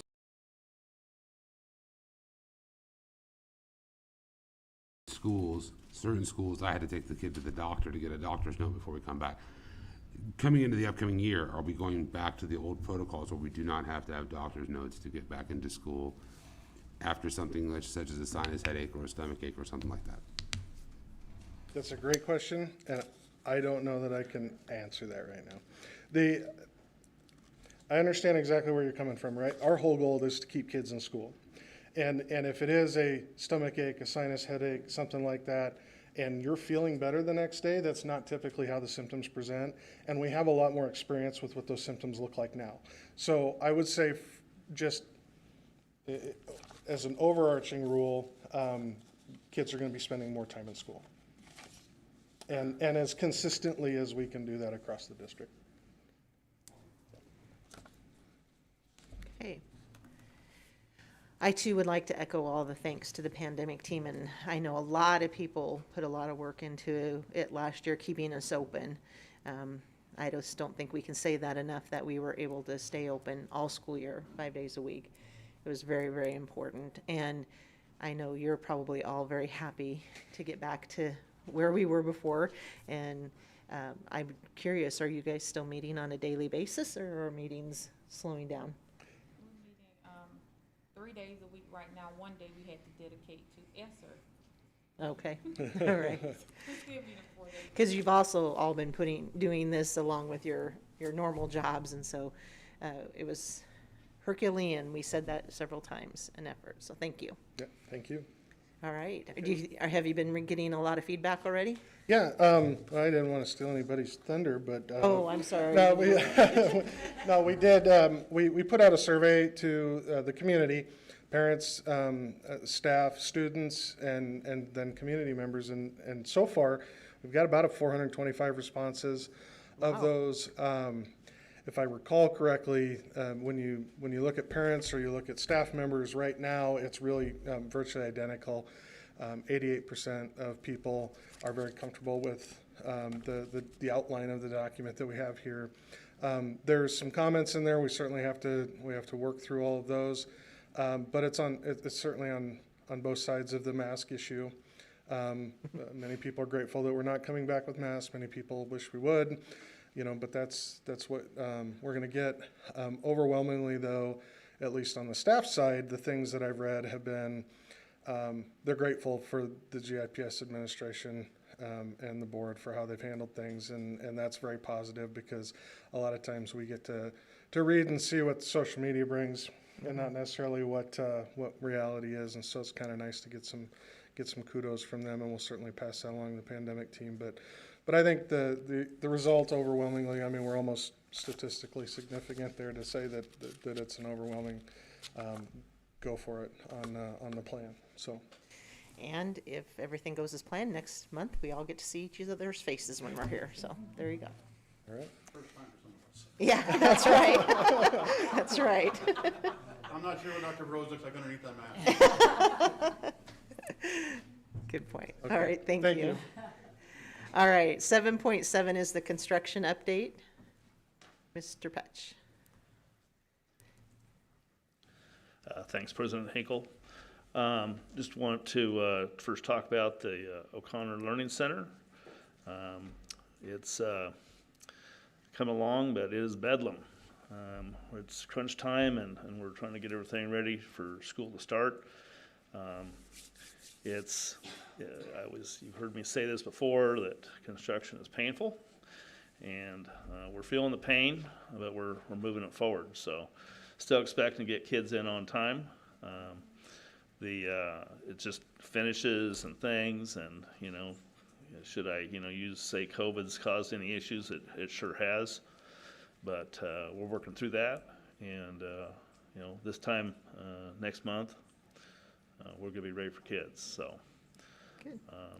Been working still too on the medical pathway at St. Francis. We have been meeting with staff and going through detail of some of those rooms, because they're more specialty than your standard classroom, and so a little more work there, but it's been coming along real well. So full speed ahead on that one. So I'll conclude there, and I'll answer any questions you might have. Mr. Hawley. Did you get the flooring worked out? We did. Just that other things came up after that. So, will there be an opportunity? I know the board was invited while we were in progress. We got to sign that beam, but will there be an opportunity for us to see it shortly, either before or after it opens? After. After, okay. It's going to be tight. I mean, Chief Construction, has been doing a good job. But we've been up against some big obstacles this last month. Just materials that were supposed to have been here, we have, for instance, in the corridors, we have some colored wall panels that were supposed to have been here literally a month ago. A couple arrived today. Yeah. I mean, we're still missing things like that. So, that gets the blood pressure up a little bit. Sure. But we're still scheduled to move furniture in week of the 19th. We're still pushing pretty hard to have staff at some point, probably be, I'm going to say August 1-ish, to get into their rooms and start setting them up. If you look at the school calendar, that didn't do us any favors. We're starting school pretty early, so just a lot of challenges, and so we're going to take them head on, and we're going to try and be ready real hard. All right, awesome, thank you. Thanks. Appreciate it. All right, 7.8 is our superintendent report. Dr. Grover. Yes, ma'am. Most of my report has already been covered here tonight. I do want to remind the public that we do have a vaccine clinic from 11 to 1 this Saturday at Lincoln Elementary for those who would like to receive the vaccine. We've had the 2 previous summer clinics. They've gone very well. I believe anywhere from 50 to 80 people received their first dose at each clinic. We also put out a poll to our staff members. Many of our staff members have already been vaccinated, but just simply with the release of the Safe Return to School plan today, we'd like to know if anyone else would like to receive the vaccine. If they'd like to do it here on site, then we would certainly organize a clinic to benefit them as well.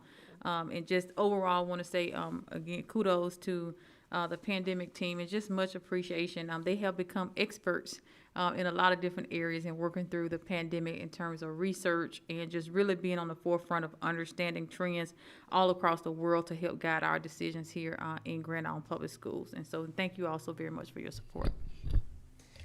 Okay.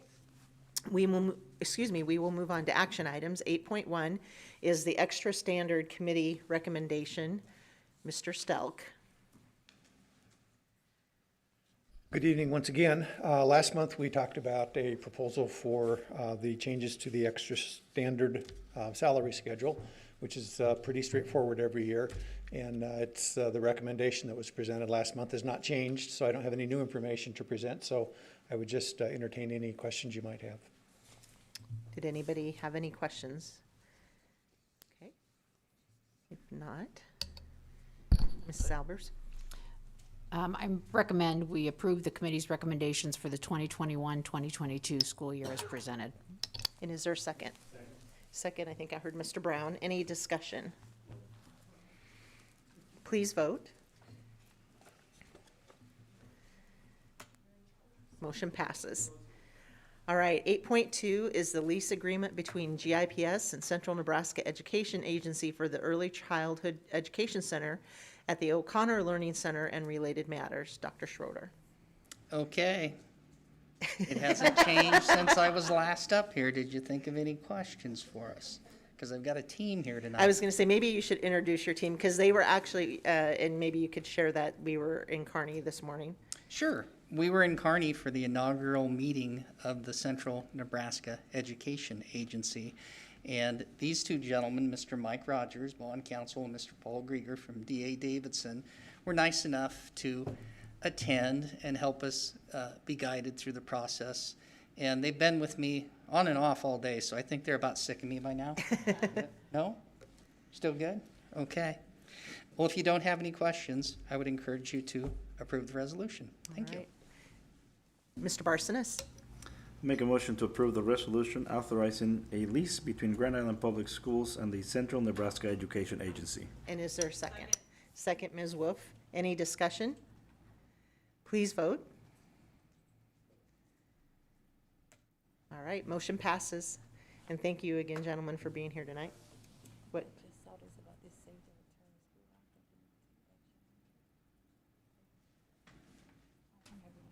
Okay. Okay, never mind. All right. 8.3 is the recommendation to name the principal building, and I believe Mrs. Worthington was doing this for Dr. Dexter.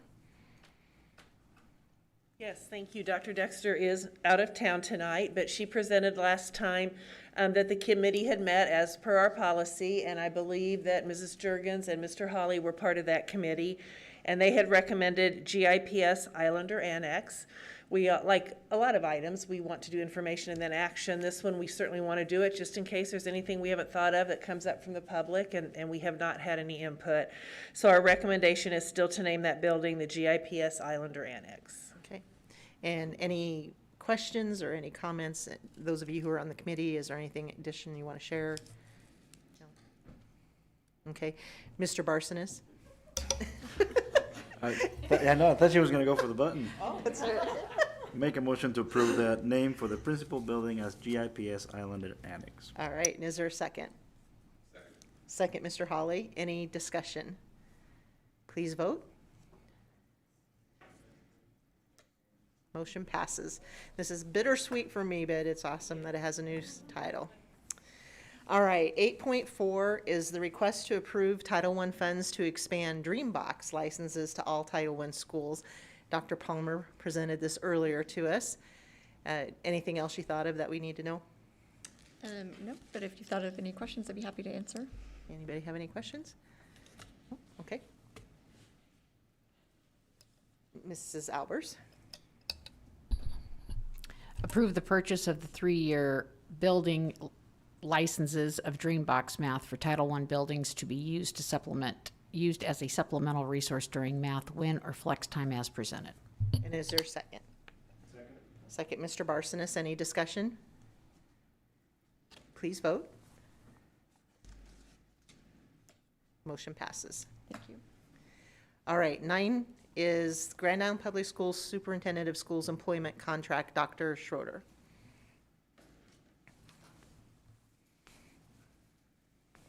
Okay, as the board is aware, comparability array analysis was prepared by myself and then presented to the board in advance of contract negotiations with the superintendent. Notice of the proposed contract and corresponding costs was dutifully published in accordance with the Superintendent Pay Transparency Act, and those items are attached to this agenda item.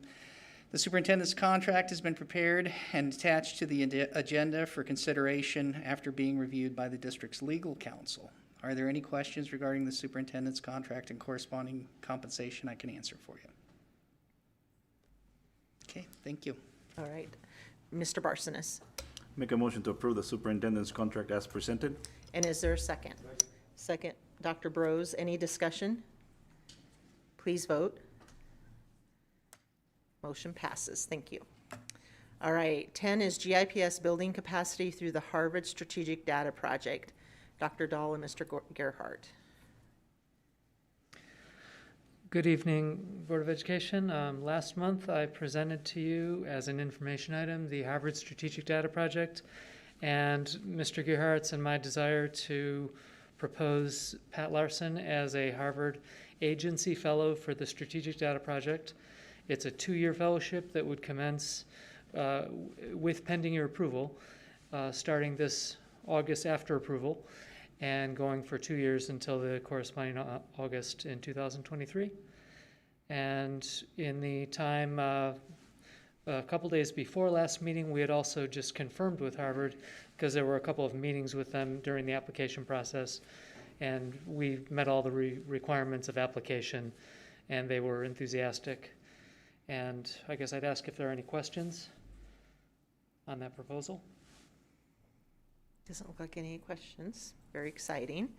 So if somebody needs to make a motion, Mr. Brown. I would move to enroll Pat Larson in the Harvard Strategic Data Project from August 2021 to August 2023 using ESSER 3 funds at a cost of $49,500. And is there a second? Second, Mr. Helinski. Any discussion? Please vote. Motion passes, and congratulations. Thank you. To Pat, or Mr. Larson, I should say. All right, let's see here. Master agreement with Engineer Technologies Incorporated. Dr. Schroeder. Okay. This was a information item last month. It's been reviewed by the Finance and Facilities Committee. It's not changed since its original form. I just want to remind the board of 3 things. This is a perpetual term agreement. However, it can be terminated with or without cause by either party through written notice, and it's also non-exclusive. So if we need to secure another firm's services, we can. With that said, do you have any questions for me? Anybody have any questions? Mr. Brown? I would move to approve the agreement as presented. And is there a second? Second, Mrs. Albers. Any discussion? Please vote. Motion passes. Thank you. And number 12 is the master agreement with Cannon Mossberger and Associates Architects, also Dr. Schroeder. And this agreement, this master agreement, also takes the same form. It's a perpetual term agreement, non-exclusive, and can be terminated by either party with or without cause through written notice, and it is not changed from its original form last month. Okay. Any questions? Mr. Brown? I move to approve the agreement as presented. And is there a second? Second, Ms. Wolf. Any discussion? Please vote. Okay, motion passes. Thank you. That's it for the action items, so we will move on to the committee report, starting with the Finance and Facilities Committee. Mr. Brown. Thank you. I'll be reporting from our minutes from June 29th, where we reviewed 2 proposals, one on food bids and one on the transportation services. We also had an update from the Nutrition Services. Main thing is we're going to be looking at purchasing small serving lines and heating cabinets so that we can serve cold sandwiches, hot meals, hamburgers, things like that. That little project has the approximate cost of $25,000. The summer food service has also been offered at West Lawn, as well as Bar, Walnut, Howard, Dodge, and Lincoln.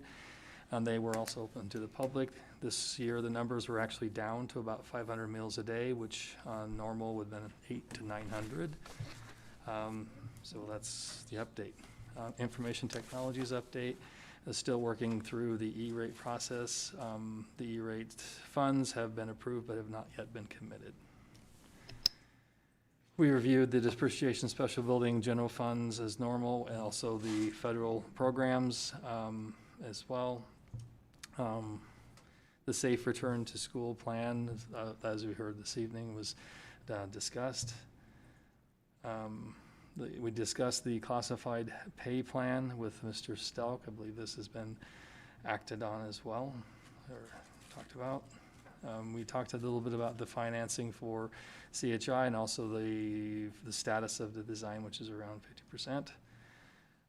We talked about the financing for the early learning center as well. Again, an action item this evening. We also talked about the substitute pay schedule as we were approved tonight. Also the Title I Dream Box and the FEV tutoring tools. There was one item on the Regional Planning Commission that we talked about briefly about another property looking at a blight and substandard study, which always raises the ears of any school district. So we'll see how that goes. With that, let's see, we do have, no. With that, I conclude my report. Our next meeting will be Tuesday, August 3rd at 7:30. And I believe that we virtual, but we were half and half last time, so we tried to clear the air. We'll make it virtual. Okay. Leading for Learning Committee, Mr. Barsonis. Thank you. And first I want to thank Erica because she reminded me of the meeting. I had a new phone that morning and apparently my calendars weren't syncing. So she's like, where are you? I'm like, am I supposed to be at a meeting right now?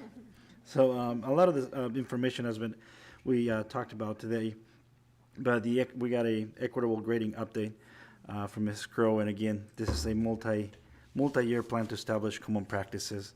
And the team continues to work on how could this all be put into place. We've already heard about Dreambox expansion. We heard about it. We took action today. And we spent some time also talking about the early learning partnership with the YWCA.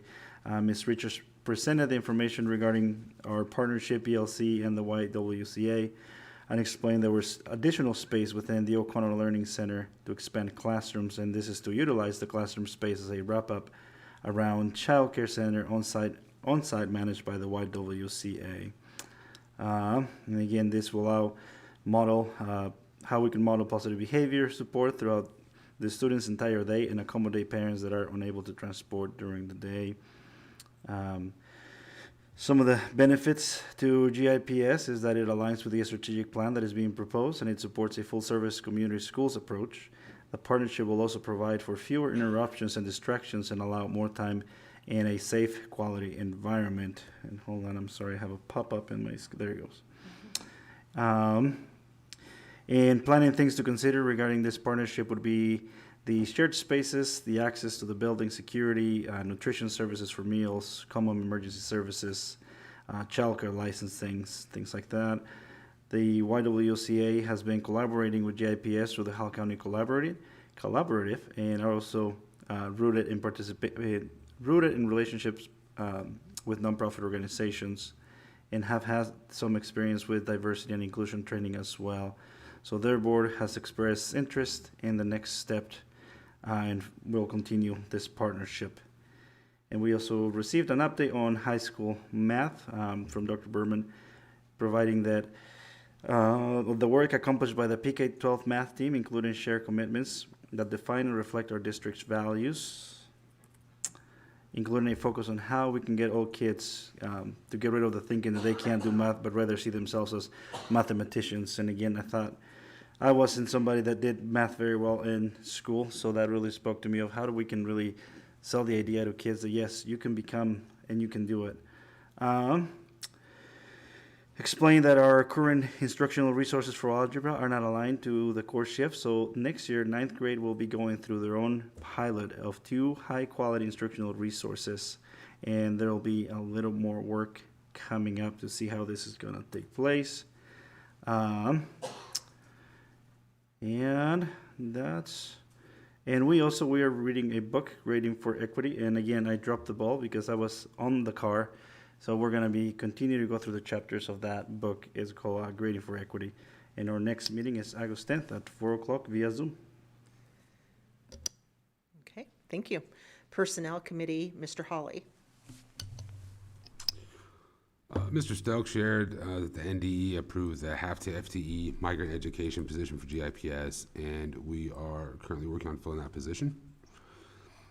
We also reviewed the arrangements that were made to support payroll during the last part of summer, early part of the fall, as our payroll administrator is on maternity leave. We were reminded that Kristen Irie will be joining the district as the Chief of Human Capital Management on July 19th, and Mr. Stoke has put together an onboarding process for her. We talked about the time and resources put into strategic budgeting, and with the changeover in leadership with both the business and human capital departments, that the plan to ensure that the administrators and their professional development is all in line with that. That's expected to take place in October of this year. We talked extensively about the difficulties that we're having in the district in attracting and retaining qualified classified staff. He shared with us that there's been a 35% turnover in this year in those positions.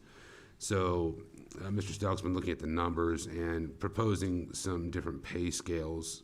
That's still under consideration. We'll be hearing about that, I'm sure, in the near future.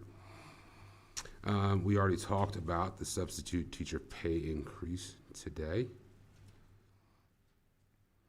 Staffing update. Certified staffing, GIPS has issued 82 certified probationary contracts for this upcoming school year. There's currently one request to be released from the contract, and that's pending finding a suitable replacement. The positions needing to be filled still are kindergarten and ELL at the elementary level, 4 math and 2 ELAs at the middle school level. Science, 1 science, 1 Spanish, 1 JROTC, and 1 ELA at the high school level, a school psychologist and a resource at the special education, and a math instructor for secondary virtual.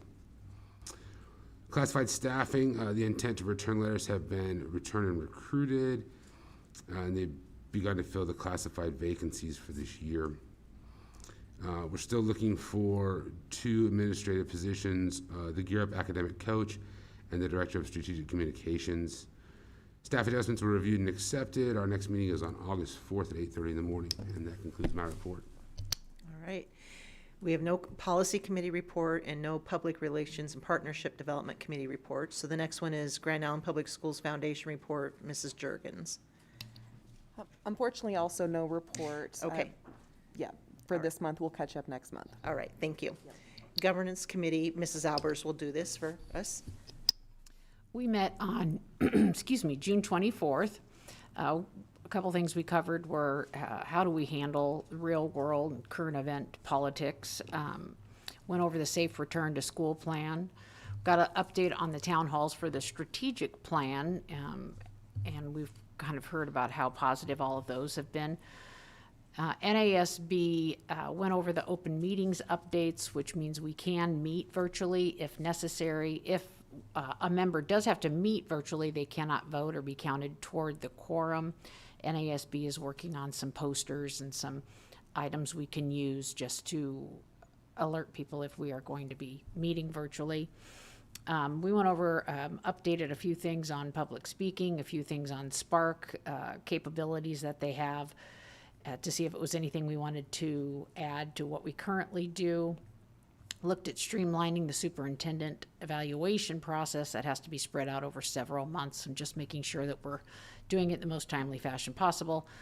As far as policy goes, we looked at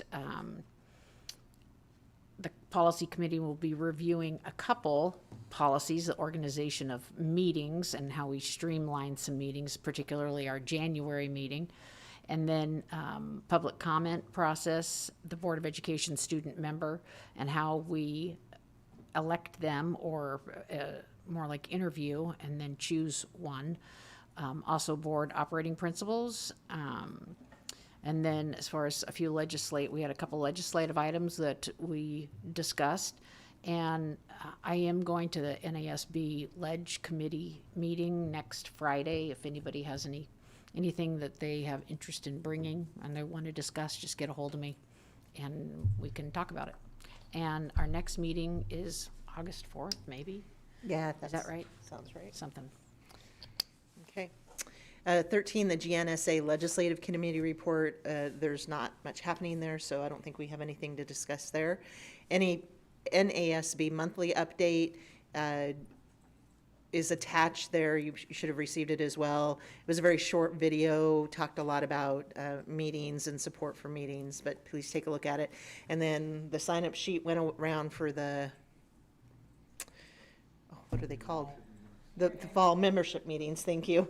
So make sure you sign up for that. And then also remember, as you get things like, I know there's an equity forum through the national conference available to us in the fall. Just let Michelle know if you're interested in attending those. All right. Agenda item 14, executive session for the purpose of real estate because it is in the best interest of the public to discuss this matter in closed session. Do I have a motion? I recommend for the board to convene to executive session for the purpose of discussing real estate. And do I have a second? Second, Mr. Barsonis, please vote. All right, motion passes. Thank you. Sorry about that, Bonnie. I cut you off. No, no, no.